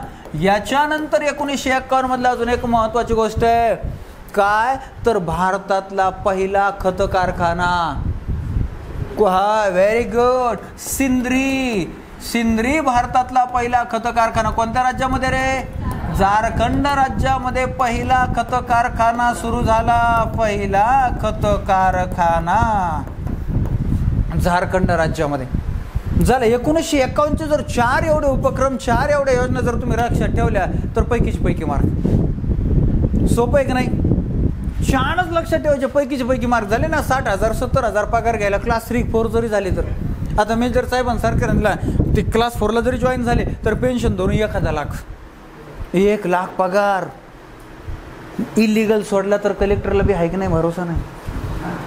इलिगल म्हणल्यानंतर आपल्याकडे शिपाई बी करोडपती, त्याचा हिशोब नाही झालं. 1951चे 4 महत्वाचे उपक्रम पाहिल्यानंतर तुम्हाला नेतो पुढे 1952. भारतात पंडित नेहरूने ओळखलं की अरे अरे अरे अरे अरे अरे किती लोक. पहिलं डोक्यात विचार घेतला आणि काय, कुटुंब नियोजन कार्यक्रमाला सुरुवात केली. कुटुंब नियोजन कार्यक्रम कोणत्या पंचवार्षिक योजनेमध्ये सुरू झाला? पहिल्याच. सगळ्यात मोठी समस्या हीच. पण लोक काय रिस्पॉन्सच द्यायना. पंडित नेहरूने पाहिलं. पंडित नेहरूने दुसऱ्या पंचवार्षिक योजनेमध्ये या योजनेला नाव वेगळं दिलं, कुटुंब कल्याण कार्यक्रम. नियोजन काय करीनात. किती बी कुटुंब टुंब भरलं तरी तरी लोक माघार घ्यायनाच लोकसंख्येची समस्या.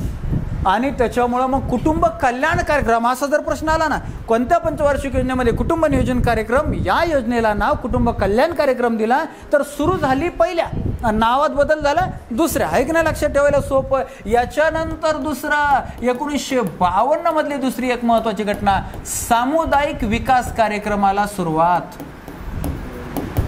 सामुदायिक विकास कार्यक्रमाला सुरुवात 1952 पहिली पंचवार्षिक योजना. याला काय फार महत्त्वाचं नाही आहे, परंतु हा महत्त्वाचा मुद्दा आहे. आणि अजून एक महत्त्वाचा मुद्दा आहे काय, सातारा जिल्ह्यामध्ये कोयना धरणाच्या कामाला सुरुवात झाली. कोयना धरण सातारा जिल्ह्यामध्ये कोणत्या नदीवर आहे? कोयना, अरे कोयनाच नदीवर आहे ना. कोयना नदीवर कोयना धरण सातारा जिल्ह्यामध्ये. महाराष्ट्रामध्ये पहिल्यांदा झालेला जलविद्युत प्रकल्प कोणता? महाराष्ट्रातला पहिला जलविद्युत प्रकल्प खोपोली. खोपोली महाराष्ट्रातला सर्वात मोठा जलविद्युत प्रकल्प कोयना. फरक लक्षात राहू द्या, सर्वात मोठा जलविद्युत प्रकल्प कोयना. महाराष्ट्रामध्ये सर्वाधिक पाणी साठ्याची क्षमता असणारं धरण उजनी. फरक लक्षात राहू द्या, उजनी 117 TMC, त्याच्यानंतर 2 नंबरला कोयना आहे. आणि महाराष्ट्रातील सर्वात मोठा बहुउद्देशीय प्रकल्प जायकवाडी. फरक लक्षात आला, भारतातला सर्वात मोठा बहुउद्देशीय प्रकल्प भाकरा नांदगल. भाकरा नांदगल घोटाळा क्लिअर. चला आपण 1952चे 3 महत्त्वाचे उपक्रम पाहिल्यानंतर 1953 रोजी HMT या कंपनीची स्थापना झाली बंगळुरूला, म्हणजेच बँगलोरला, कर्नाटक राज्यामध्ये. HMT हिंदुस्तान मशीन टूल्स असा त्याचा लॉंग फॉर्म आहे. HMT केंद्र सरकारचं ही कंपनी केंद्र सरकारने सुरू केलेली आहे. अर्थात पंचवार्षिक योजना संसद केंद्र सरकारचं. याच्यानंतर पुढे आपल्याला पाहायचे 1954 रेल्वे इंजिन तयार झालं. बसायचं कुठं? डब्यात का नाही? म्हणून 1954 रोजी रेल्वे डब्यांचा कारखाना सुरू केला. कुठं? पेरांबूर. पेरांबूर कुठं आलं रे? पेरांबूर आलं तमिळनाडूमध्ये. तमिळनाडू राज्य भारताचं सर्वात दक्षिणेकडचं राज्य तमिळनाडू. 1954 झाले. 1954 रेल्वेचा डब्यांचा कारखाना पाहिला. 1954 अजून एक महत्त्वाची योजना आहे कोसी प्रकल्प. कोशी नदी माहिती आहे तुम्हाला? हा, नेपाळमधून येणारी कोशी नदी, बिहारचे दुखाश्रू म्हणतात. या कोशी नदीवरच्या प्रकल्पाला 1954 मध्ये सुरुवात झाली. त्याला म्हणायचं कोशी प्रकल्प. झालं. रेल्वे डब्यांचा कारखाना झाला. त्याच्यानंतर पुढे तुम्हाला सांगतो 1954 मध्ये यायचं आपल्याला जवळ आपल्या महाराष्ट्रात हिंदुस्तान अँटीबायोटिक्स. हिंदुस्तान अँटीबायोटिक्स कंपनीची स्थापना. कुठं रे? हा, पुणे जिल्ह्यात. कुठं? पिंपरी चिंचवड. पिंपरी चिंचवड म्हणजे महाराष्ट्रामध्ये पुणे जिल्ह्यामध्ये हिंदुस्तान अँटीबायोटिक्स नावाच्या पहिल्या पंचवार्षिक योजनेमधली आपल्या महाराष्ट्रातली महत्त्वाची कंपनी, आपल्या जवळची कंपनी, त्याच्यामुळे नेहमी परीक्षेला येते. 1954चे 3 महत्त्वाचे उपक्रम पाहिल्यानंतर आता आपल्याला 1955चे काही महत्त्वाचे उपक्रम पाहायचे. तुम्हाला माहिती आहे भारतातला वृत्तपत्र निर्मितीचा असा कागद कारखाना कुठे आहे? हा, वृत्तपत्र निर्मिती. हा, वृत्तपत्र निर्मितीचा कागद कारखाना नेपानगरला आहे. आणि हे नेपानगर कुठं आलं? मध्य प्रदेशमध्ये. पहिल्या पंचवार्षिक योजनेमध्ये 1955चा एक महत्त्वाचा निर्णय, वृत्तपत्र निर्मितीचा कागद कारखाना जो आहे तो कागद कारखाना कुठं सुरू केला, कुठं आहे, कोणत्या राज्यामध्ये, सगळे प्रश्न आतापर्यंत आले. साल येऊ द्या नाही तर पंचवार्षिक योजना. 1955ची अजून एक महत्त्वाची तारखेसहितची योजना सांगते. 1 जुलै 1955 SBIची स्थापना. SBIची स्थापना, स्टेट बँक ऑफ इंडिया. SBIची स्थापना 1 जुलै 1955. सर्वाधिक शाखा असणारी भारतातली संस्था आहे, तुम्हाला माहिती आहे. 1 जुलै 1955 सरकारची सगळ्यात भांगार सर्व्हिस देणारी म्हणा. तुम्ही कधी जर SBI मध्ये गेले तर कधी तुमच्याबरोबर प्रेमाने बोलणार नाही. तुमचेच पैसे टाकायचे, तुमचेच पैसे तुम्हाला द्यायचे, तरी बी तुम्हाला असं वाटत बँकेत गेल्यानंतर की आपण चोरून घेतोय का काय. लय अवघड आहे. म्हणून तर भारत देश खाजगीकरणाकडे वळायला लागला आहे. चला 1955ची अजून एक महत्त्वाची योजना कोणती? भाकरा नांदगल योजना. STIच्या एका परीक्षेला, पूर्वपरीक्षेला प्रश्न आला होता. भाकरा नांदगल योजना कोणत्या नदीच्या खोऱ्यात आहे? सिंधू नदीच्या खोऱ्यात आहे. आणि कोणत्या नदीवर आहे? हा, सतलज नदीवर आहे. या सतलज नदीवर, सतलज नदी तिकडे तिबेटमध्ये उगम पावते, राखस सरोवरामध्ये भारतात येते. भारतात कुठं? हिमाचल प्रदेश, हिमाचल प्रदेशामधून पंजाब, पंजाबमधून मग पाकिस्तानमध्ये ती सिंधू नदीला मिळते. तर या सतलज नदीवर हिमाचल प्रदेशामध्ये भाकरा नावाचं धरण आहे. एकेकाळी ते आपल्या भारतातलं सर्वात उंच धरण होतं, 226 मीटर त्याची उंची. आता मात्र त्याचा क्रमांक गेला, कारण भारतातलं सर्वात उंच धरण आता 260 मीटर उंचीचं धरण झालंय. कुठं झालंय? उत्तराखंड राज्यामध्ये भगीरथी नावाच्या नदीवर. त्याचं नाव आहे तेहेरी प्रकल्प. तेहेरी प्रकल्प झाला. बरं, तरी भाकरा नानगल हा भारतातला सर्वात मोठा बहुउद्देशीय प्रकल्प. कोणत्या पंचवार्षिक योजनेमध्ये? पहिल्या पंचवार्षिक योजनेमध्ये. तिथं बहुउद्देशीय म्हणजे अनेक उद्योग, जलसिंचन असेल, विद्युत निर्मिती असेल, अशा अनेक उद्योगांच्या अंतर्गत सुरू केलेल्या भाकरा नानगल या धरणाच्या जलाशयाला कोणाचं नाव दिले माहिती आहे? गोविंद सागर जलाशय. गोविंद सागर जलाशय. बर, भाकरा नानगल धरणाबरोबरच आपल्याला अजून एक महत्वाचं धरण या पंचवार्षिक योजनेमध्ये बघायचं, हिराकूड. आता हे भाकरा नानगल झालं सतलज नदीवर. सतलज नदीवर हे भाकरा नानगल झालं कुठल्या राज्यामध्ये? हिमाचल प्रदेश आणि पंजाब. नानगल आलं पंजाबमध्ये, भाकरा आलं हिमाचल प्रदेशामध्ये. आता हिराकूड धरण कोणत्या नदीवर आहे? महानदीवरचं फार महत्वाचं धरण आहे हिराकूड धरण. कोणत्या राज्यामध्ये? ओरिसा राज्यामध्ये, ओडिशा राज्यामध्ये. आणि याचं खास वैशिष्ट्य आहे, जगातील सर्वात लांब धरण. जगातील सर्वात लांब धरण कोणतं? तर हे आहे. किती लांबी आहे त्याची? तर 25.8 किलोमीटर एवढी लांबी आहे. 25.8 किलोमीटर नुसतं ते डॅमच एवढा मोठ्या लांबीचं आहे. तर जगातलं सर्वात लांब धरण हिराकूड धरण जे आहे ते महानदीवरती ओरिसा राज्यामध्ये, ज्या नदीचं खोरं आपल्या भारतामध्ये 4थ्या क्रमांकाचं आहे. छत्तीसगड जिल्ह्यामध्ये छत्तीसगड राज्यामध्ये सिहावा जिल्ह्यामध्ये उगम पावणारी महानदी. ओरिसा राज्यातली सर्वात महत्त्वाची कटकजवळ ती बंगालच्या उपसागराला मिळते. बंगालच्या उपसागराला मिळत असताना मोठा त्रिभुज प्रदेश तयार करते. आणि याच नदीच्या त्रिभुज प्रदेशाच्या दक्षिणेला भारतातलं सर्वात मोठं खाऱ्या पाण्याचं सरोवर चिल्का सरोवर आहे ओरिसा राज्यामध्ये. हे सुद्धा तुम्हाला माहीत. अशा रीतीनं ही पहिली पंचवार्षिक योजना, आणि या पहिल्या पंचवार्षिक योजनेला चांगल्या पद्धतीने यश मिळालंय. पंडित नेहरूंचे हे सगळे निर्णय कामाला आले, उपयोगाला आले. पहिली पंचवार्षिक योजना सुद्धा आपली संपली, कंप्लीट झाली. अर्थशास्त्रामध्ये पाहिलं होतं, आता इतिहासामध्ये काय पाहतो तो सांगा.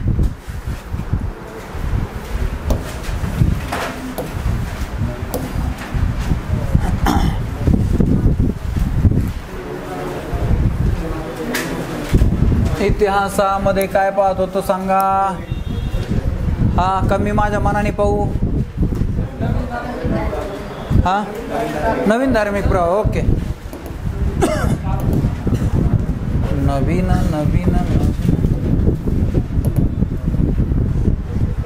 चला, इतिहासामध्ये आपण प्राचीन भारताचा इतिहास हा पहिला कालखंड शिकत होतो. प्राचीन भारताच्या इतिहासामध्ये आपण पहिला टॉपिक पाहिला डार्विनचा सिद्धांत. डार्विनच्या सिद्धांताच्या अगोदर इतिहासाची बेसिक माहिती पाहिली, मग डार्विनचा सिद्धांत पाहिला. त्याच्यानंतर दुसरा टॉपिक आपण पाहिला, त्याच्यामध्ये प्राचीन इतिहासाचे 3 कालखंड. तिसरा टॉपिक आपण पाहिला इतिहासाचे भारतीय संस्कृती. तिसरा टॉपिक, त्याच्यामध्ये आपण 2 संस्कृती शिकलो, सिंधू संस्कृती, वैदिक संस्कृती. आणि 4थ्या क्रमांकाचा जो टॉपिक आहे तो आपल्याला पाहायला सुरुवात केली होती नवीन धार्मिक प्रवाह. नवीन धार्मिक प्रवाह म्हणजे भारताच्या धार्मिक गोष्टीमध्ये जे नवे विचार आले ते शिकायचे. त्या अगोदर आपण या चार्टच्या माध्यमातून जुने विचार, जुनी संकल्पना शिकलो होतो, बरोबर. म्हणजे एखादा धर्म, त्या धर्माचे संस्थापक असतील, त्या धर्माचा पवित्र ग्रंथ असेल, त्या धर्माचं प्रार्थनास्थळ असेल, त्या धर्माचा पंथ असेल, त्या धर्माचे तीर्थक्षेत्र असतील, हे सगळे या चार्टच्या माध्यमातून संकल्पना शिकलो होतो. आणि त्याच्यानंतर आपल्याला या नवीन धार्मिक प्रवाहामध्ये 2 टॉपिक पाहायचे होते. त्यामधला पहिला टॉपिक आपल्याला अर्थातच 2 व्यक्तिचरित्र याच्यामध्ये शिकायचे. पहिले वर्धमान महावीर, त्याच्यानंतर गौतम बुद्ध. ओके, वर्धमान महावीर यांना खूप नाव आहे. वर्धमान नाव आहे, महावीर नाव आहे, वीर, अतिवीर, सन्मती असंही त्यांना नाव आहे. त्यांनाच इंद्रियांवर विजय मिळवला होता म्हणून जिन असंही म्हणायचे. असे अनेक नावं, त्यापैकी त्यांचं बालपणीचं नाव, ठेवलेलं नाव वर्धमान. ओके, वर्धमान महावीर यांचा कालखंडही परीक्षेला विचारला जातोय. त्यांचा जन्म माहिती असायला पाहिजे. इसवी सन पूर्व 500 99ला. Very good. आणि त्यांचा मृत्यू आहे इसवी सन पूर्व 527ला. इसवी सन पूर्वची कालगणना उलटी असते हे तुम्हाला माहिती आहे. ओके, आता अगोदर आपण वर्धमान महावीर यांची कौटुंबिक माहिती जी परीक्षेला विचारली जाते ती अगोदर आपण समजून घेऊया आणि त्याच्यानंतर पुढे जाऊ. त्यांचं स्वतःचं नाव पाहिले, बालपणीचं वर्धमान आहे, बाकीचे नावही पाहिले. आता आपण त्यांचे कौटुंबिक माहिती पाहत असताना त्यांच्या वडिलांचं नाव, तर त्यांच्या वडिलांचं नाव आहे सिद्धार्थ. जे गौतम बुद्धांचं ठेवलेलं नाव बालपणीचं नाव होतं ते सिद्धार्थ. यानंतर त्यांच्या आईचं नाव आहे त्रिशला देवी, हे त्यांच्या आईचं नाव आहे. यानंतर त्यांच्या पत्नीचं नाव आहे यशोदा, त्यांच्या पत्नीचं नाव आहे. त्यांना एक कन्या आहे, मुलगी आहे, तिचं नाव आहे प्रियदर्शनी. Very good. प्रियदर्शन हिचं लग्न झालेलं आहे. तिचे मिस्टर म्हणजेच वर्धमान महावीर यांचे जावई, त्यांचं नाव आहे जामील. बर, त्यानंतर वर्धमान महावीर यांचे मोठे भाऊ आहेत नंदीवर्धन. Very good. चला, एवढी त्यांची बेसिक माहिती तुम्हाला माहिती असायलाच पाहिजे. आता वर्धमान महावीर यांची अजून पुढचा जीवन प्रवास पाहायच्या अगोदर आपल्याला आपल्या कामापुरती जैन धर्माबद्दलची माहिती असायला पाहिजे. मग यामध्ये पहिला प्रश्न येतो, जैन धर्माचे एकूण तीर्थकर किती? जैन धर्माचे एकूण प्रचारक तीर्थकर 24 आहेत, 24 आहेत. त्यामध्ये दरवर्षी येणारा पहिला प्रश्न, पहिले तीर्थकर कोण? तर पहिले तीर्थकर आहेत ऋषभदेव. ऋषभ म्हणजे बैल. असं का सांगतो मी लक्षात ठेवण्यासाठी की तर या तीर्थकरांचे 24 तीर्थकरांचे 24 वेगळे वेगळे चिन्ह आहेत. त्यातलं यांचं चिन्ह आहे बैल. लक्षात ठेवायला सोपं आहे. यानंतर शक्यतो दुसरे तर येतच नाही, पण तरी बी मी तुम्हाला सांगतोय, थोडेसे एक्स्ट्रा माहिती असलेलं वायाला जात नाही. अजितनाथ हे दुसरे तीर्थकर आहेत आणि नाग हेच त्यांचं चित्र आहे, चिन्ह आहे. याच्यानंतर तिसरा अजितनाथ यांचं चिन्ह हत्ती. आणि आता बघा, तिसरे नाही, डायरेक्ट 23वे येतात. 23वे, पहिले 23वे आणि 24वे तीनच येतात, पण मी एक्स्ट्रा दुसरे सांगितले. आले तर तुम्हाला माहिती असायला पाहिजे. पार्श्वनाथ. आणि पार्श्वनाथ यांचं चिन्ह मग नाग. पार्श्वनाथ लक्षात ठेवायला असं. आणि सर्वात जास्त वेळा विचारले जाणारे 24वे तीर्थकर कोण? वर्धमान महावीर. यांचं चिन्ह सिंह.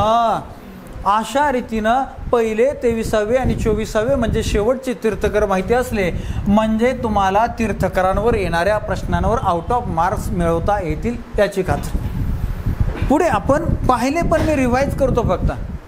जैन धर्माचे 2 पंथ आहेत, दिगंबर, श्वेतांबर. तुम्हाला माहिती पाहिजे. जैन धर्माचा पवित्र ग्रंथ आहे, अर्थात तो ग्रंथांचा समूह आहे. आगम विसरायचं नाही.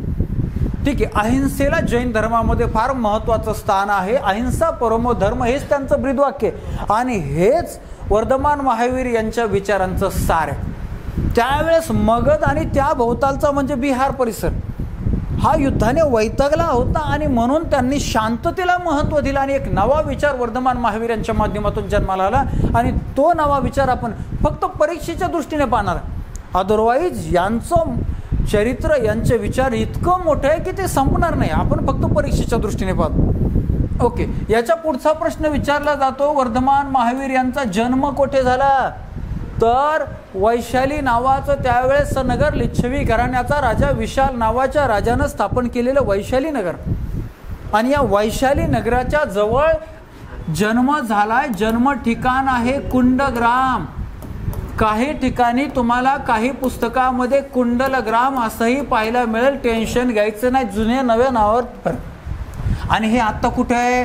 तर हे आत्ता बिहारमध्ये. हे सुद्धा विसरायचं नाही जन्म ठिकाण. बरं, वयाच्या 30व्या वर्षी म्हणजे 30 वर्षापर्यंत संसार केलाय. वयाच्या 30व्या वर्षी वर्धमान महावीर यांच्या लक्षात आलं की आपल्या आयुष्याचं सत्य शोधायला पाहिजे आणि ते सत्य समाजाला सांगायला पाहिजे, समाजाला शांततेने जगण्याचा मार्ग सांगायला पाहिजे. आणि म्हणून मोठ्या भावाची परवानगी घेतली आणि वयाच्या 30व्या वर्षी त्यांनी घर सोडलं. खरं तर वयाच्या 30व्या वर्षी जर पाहिलं, एकतर तुम्ही सगळे संसाराने एकतर लग्न झालेलं असतं किंवा व्हायच्या मार्गात असतं किंवा व्हायना म्हणून टेन्शनमध्ये असतं. ज्यांचं झालंय ते संसारात फॉर्ममध्ये कामाला भेटलेले असतात. एक बंगला, 2 बंगले, 1 गाडी, 2 गाडी, काय त्यांच्या डोक्यामध्ये. पण या वयामध्येच घर सोडणं आणि ते बी किरकोळ हसामी नाही, एवढं सगळं सोडून जाणं नॉट अ जोक. हा त्याग त्यांनी केला म्हणून इतिहासामध्ये ते अजरामर आहे. याचं वड त्याचं वड हसले अजरामर नसते. अशी येते बी जाते बी तुमच्या आमच्यासारखे सर्वसामान्य लोक असेच. बरं, आणि मग पुढं यांनी अगोदर अभ्यास केला, दुसऱ्याला अक्कल शिकवायला अगोदर आपण तर ज्ञान पाहिजे का नाही. मग त्यांनी जवळपास 12 वर्ष तपश्चर्या म्हणायचं त्याला, अभ्यास केला. मग पुढचा प्रश्न आहे की यांना ज्ञानप्राप्ती कोठे झाली. जेव्हा असा प्रश्न येतो ज्ञानप्राप्तीचा, तेव्हा तो गौतम बुद्धांसंदर्भाचाच बऱ्याच वेळा येतो. आणि म्हणून यांच्याबद्दलचा आला तरी पोर गौतम बुद्धांच्या ज्ञानप्राप्तीचं ठिकाण लिहितात. पण लक्षात राहू द्या, फरक आहे. वर्धमान महावीर यांना ज्ञानप्राप्ती झाली ते जांभिक नावाचं ठिकाण आहे. जांभिक जवळ, नदीचं नाव लक्षात राहू द्या, ऋतुपालिका. त्यावेळेस जेव्हा जेव्हा ज्ञानप्राप्ती झाली तेव्हा तेव्हा अनेक लोकांनी ज्ञानप्राप्ती कुठं झाली, नदीच्या तीरावर. आता नद्यांच्या गटारं झाल्यात. ज्ञान कुठं मिळवायचं.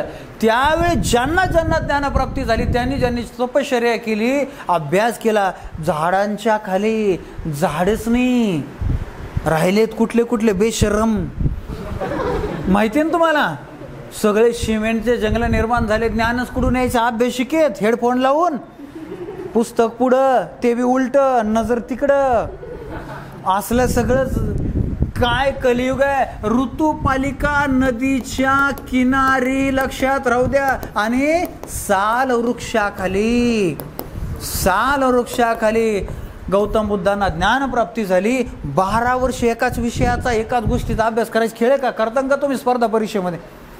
12 वर्ष अभ्यास, आणि ते बी कोणासाठी, लोकांच्या कल्याणासाठी. इथं तुम्ही शिकायला तुमच्या स्वार्थासाठी आले. मी तुम्हाला शिकवतो, काही नाही म्हटलं तर माझा बी स्वार्थ आहे. म्हणजे मी लय परमत्यागेचा आव्हानाचा काय विषय ना. पण तरीही बघा 12 वर्ष त्यातून मला बी काही नाही मोबदला मिळाला, आणि तुम्हाला बी मोबदला जर मिळणार नसेल तर तुम्ही करणार एवढं. कोणीच नाही, तुम्ही बी नाही, मी बी नाही. मागचे तर मोबदला असून सुद्धा व्हॉट्सॲपमध्ये जाते, झोपा काढी देन, लय अवघडे. तर काय लोक असतील बघा त्यावेळेसचे. 12 वर्ष तपश्चर्या केली, तहान भूक सगळ्या गोष्टी, म्हणजे आपल्या इंद्रियांवर विजय मिळवला. म्हणून तर यांना जिन असं म्हटलं गेलेलं आहे, इंद्रियांवर विजय मिळवणारे.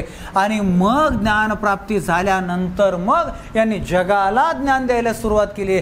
मग पुढचा प्रश्न विचारला जातो की वर्धमान महावीरांनी आपल्या विचारांच्या प्रचार आणि प्रसारासाठी कोणत्या भाषेचा वापर केला. उत्तर काय, अर्धमागधी. अर्धमागधी नावाच्या भाषेचा, लक्षात राहू द्या, कन्फ्युजन नको व्हायला. गौतम बुद्धांनी पाली भाषेचा वापर केला आणि वर्धमान महावीरांनी अर्धमागधी. तुम्हाला अर्धमागधी कोणालाच माहिती नसेल. जशी भारतामधून संस्कृत भाषा लोप पावत गेली तशी एकेकाळी सर्वसामान्यांची भाषा होती, मातृभाषा होती अर्धमागधी. मला ग्रॅज्युएशनला हा विषय होता, अर्धमागधी नावाचा विषय. मला थोडी माहिती. आम्हाला एकच धडा होता संपूर्ण वर्षामध्ये, टव्वा टचकेनं जगिया. तर तेवढंच, ते काठीच्या ठकठक आवाजाने मी, म्हणजे इंग्लिश स्पेशल घेतलेलं असताना मग इंग्लिशचं मेरिट कमी यायचं. मग मार्क्स तर चांगले पडायला पाहिजे म्हणून अशी सोपे विषय. एवढी एक म्हातारीची गोष्ट होती लहानपणीची. ती म्हातारीची गोष्ट म्हणजे म्हातारी लहानपणी नव्हती, तर म्हातारी मोठी, पण लहानपणीच्या मुलांसारखीची गोष्ट होती. आणि ती गोष्ट आम्हाला अख्ख्या वर्षभराला होती. आणि मग काय लिहितोय गोष्टी, प्रश्न मराठीतून यायचा, उत्तर मराठीतून लिहायचं, आणि विषयाचं नाव अर्धमागधी. आणि मग कधीच वर्गात न जाऊन सुद्धा 100 पैकी 89 मार्क्स मिळाले ना. तर एकेकाळची ही मातृभाषा आपल्या भारतातल्या लोकांची होती. आणि म्हणून त्याच भाषेचा वर्धमान महावीर यांनी आपल्या विचारांच्या प्रचार आणि प्रसारासाठी वापर केला. याच्या पुढचा प्रश्न. आता एवढ्या ज्ञानी लोकांची शिष्य लोक होतात. मग पुढचा प्रश्न विचारला जातो, वर्धमान महावीर यांच्या अनुयायांना काय म्हणत. प्रश्न आहे निग्रंथ. पहा, वर्धमान महावीर यांच्या अनुयायांना निग्रंथ असे म्हणत. मग पुढचा प्रश्न आहे, वर्धमान महावीर यांचे पहिले अनुयायी कोण? तर त्यांचे जावई जामील. लक्षात ठेवायला सोपं, जामील. पुढे, वर्धमान महावीर यांच्या पहिल्या स्त्री शिष्या, पहिल्या स्त्री असा उल्लेख असतो खरा, स्त्री शिष्या दधिवाहन राजाची कन्या चंपा ही वर्धमान महावीर यांची पहिली स्त्री अनुयायी आहे, पहिल्या स्त्री शिष्यात. ओके. जैन धर्माची जी तत्व आहेत ती तत्व आपल्याला माहिती असायला पाहिजे. ती 5 आहेत. त्यांना म्हणतात पंचमहाव्रते. पंचमहाव्रते सत्य, अहिंसा, अपरिग्रह, अस्तेय आणि ब्रह्मचर्य अशी 5. सत्य म्हणजे तुम्हाला माहिती आहे, पण कुणीच बोलणार नाही. दुसऱ्याकडून अपेक्षा, खरं बोल ना, तू कधी खरं बोलतो.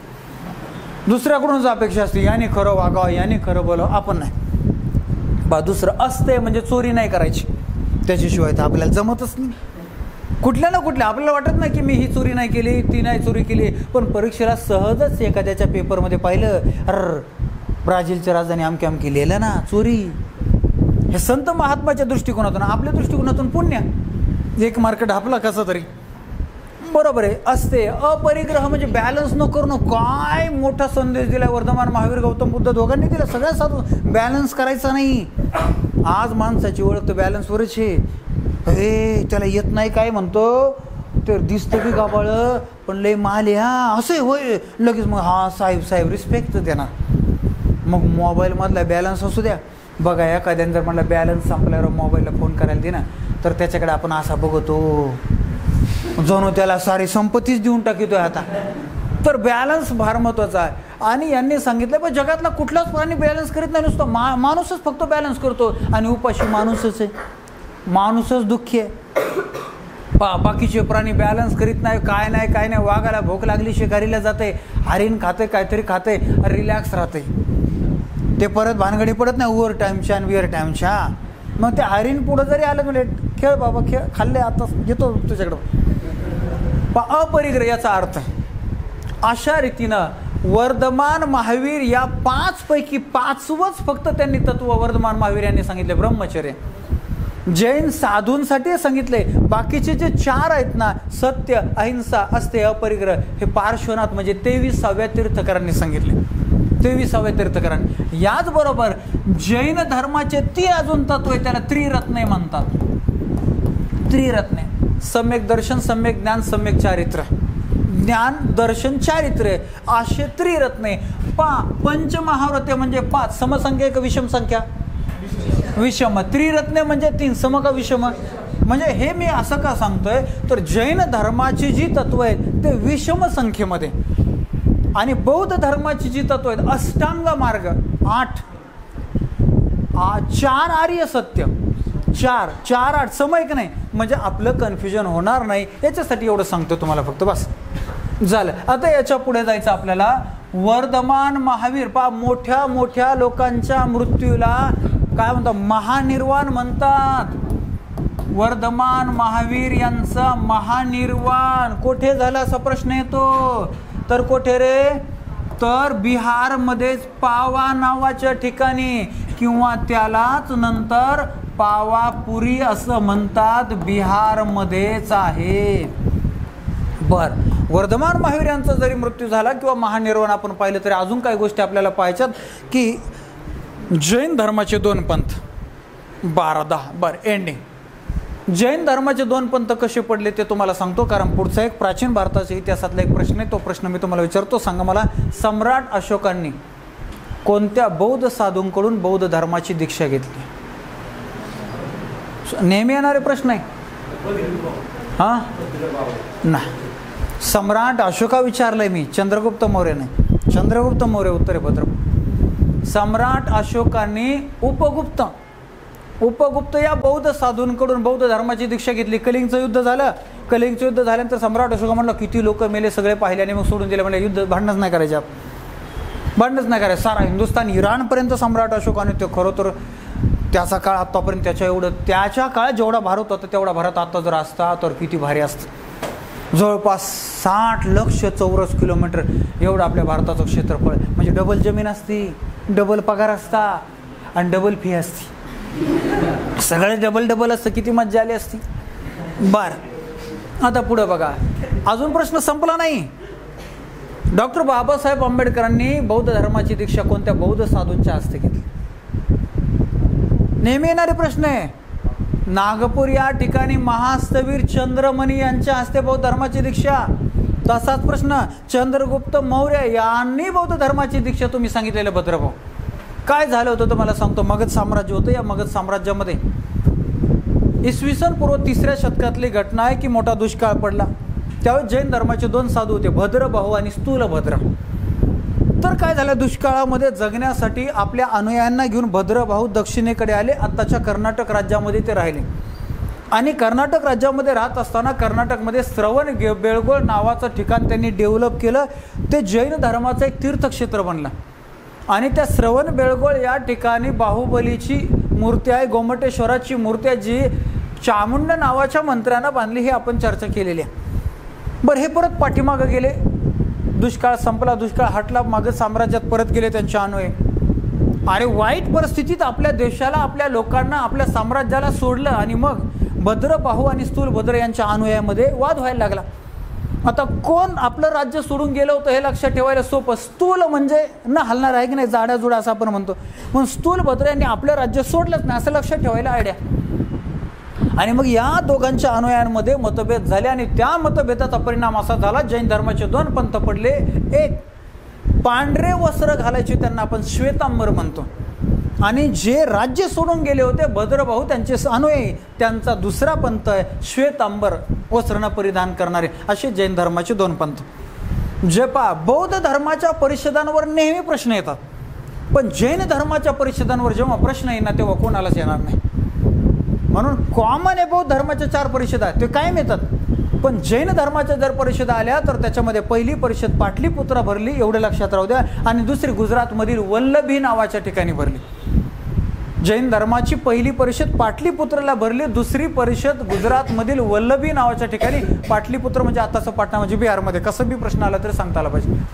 अशा रीतीनं जैन धर्म आणि वर्धमान महावीर एक नवीन धार्मिक प्रवाह म्हणून ओळखला जातो. आणि त्या नवीन धार्मिक प्रवाहामध्ये वर्धमान महावीर यांचं व्यक्तिचरित्र आपण पाहिलं. अशा रीतीनं आज आपण भूगोलामधील महाराष्ट्रातील प्रशासकीय विभाग आणि प्रादेशिक विभाग पाहिला. अर्थशास्त्रामध्ये पहिली पंचवार्षिक योजना पाहिली. आणि इतिहासामध्ये नवीन धार्मिक प्रवाहामध्ये वर्धमान महावीर यांचं चरित्र पाहिलं. असे हे 3 टॉपिक आपले कंप्लीट झाले. आपला टाईम पण संपलेला आहे. थांबूया, भेटू.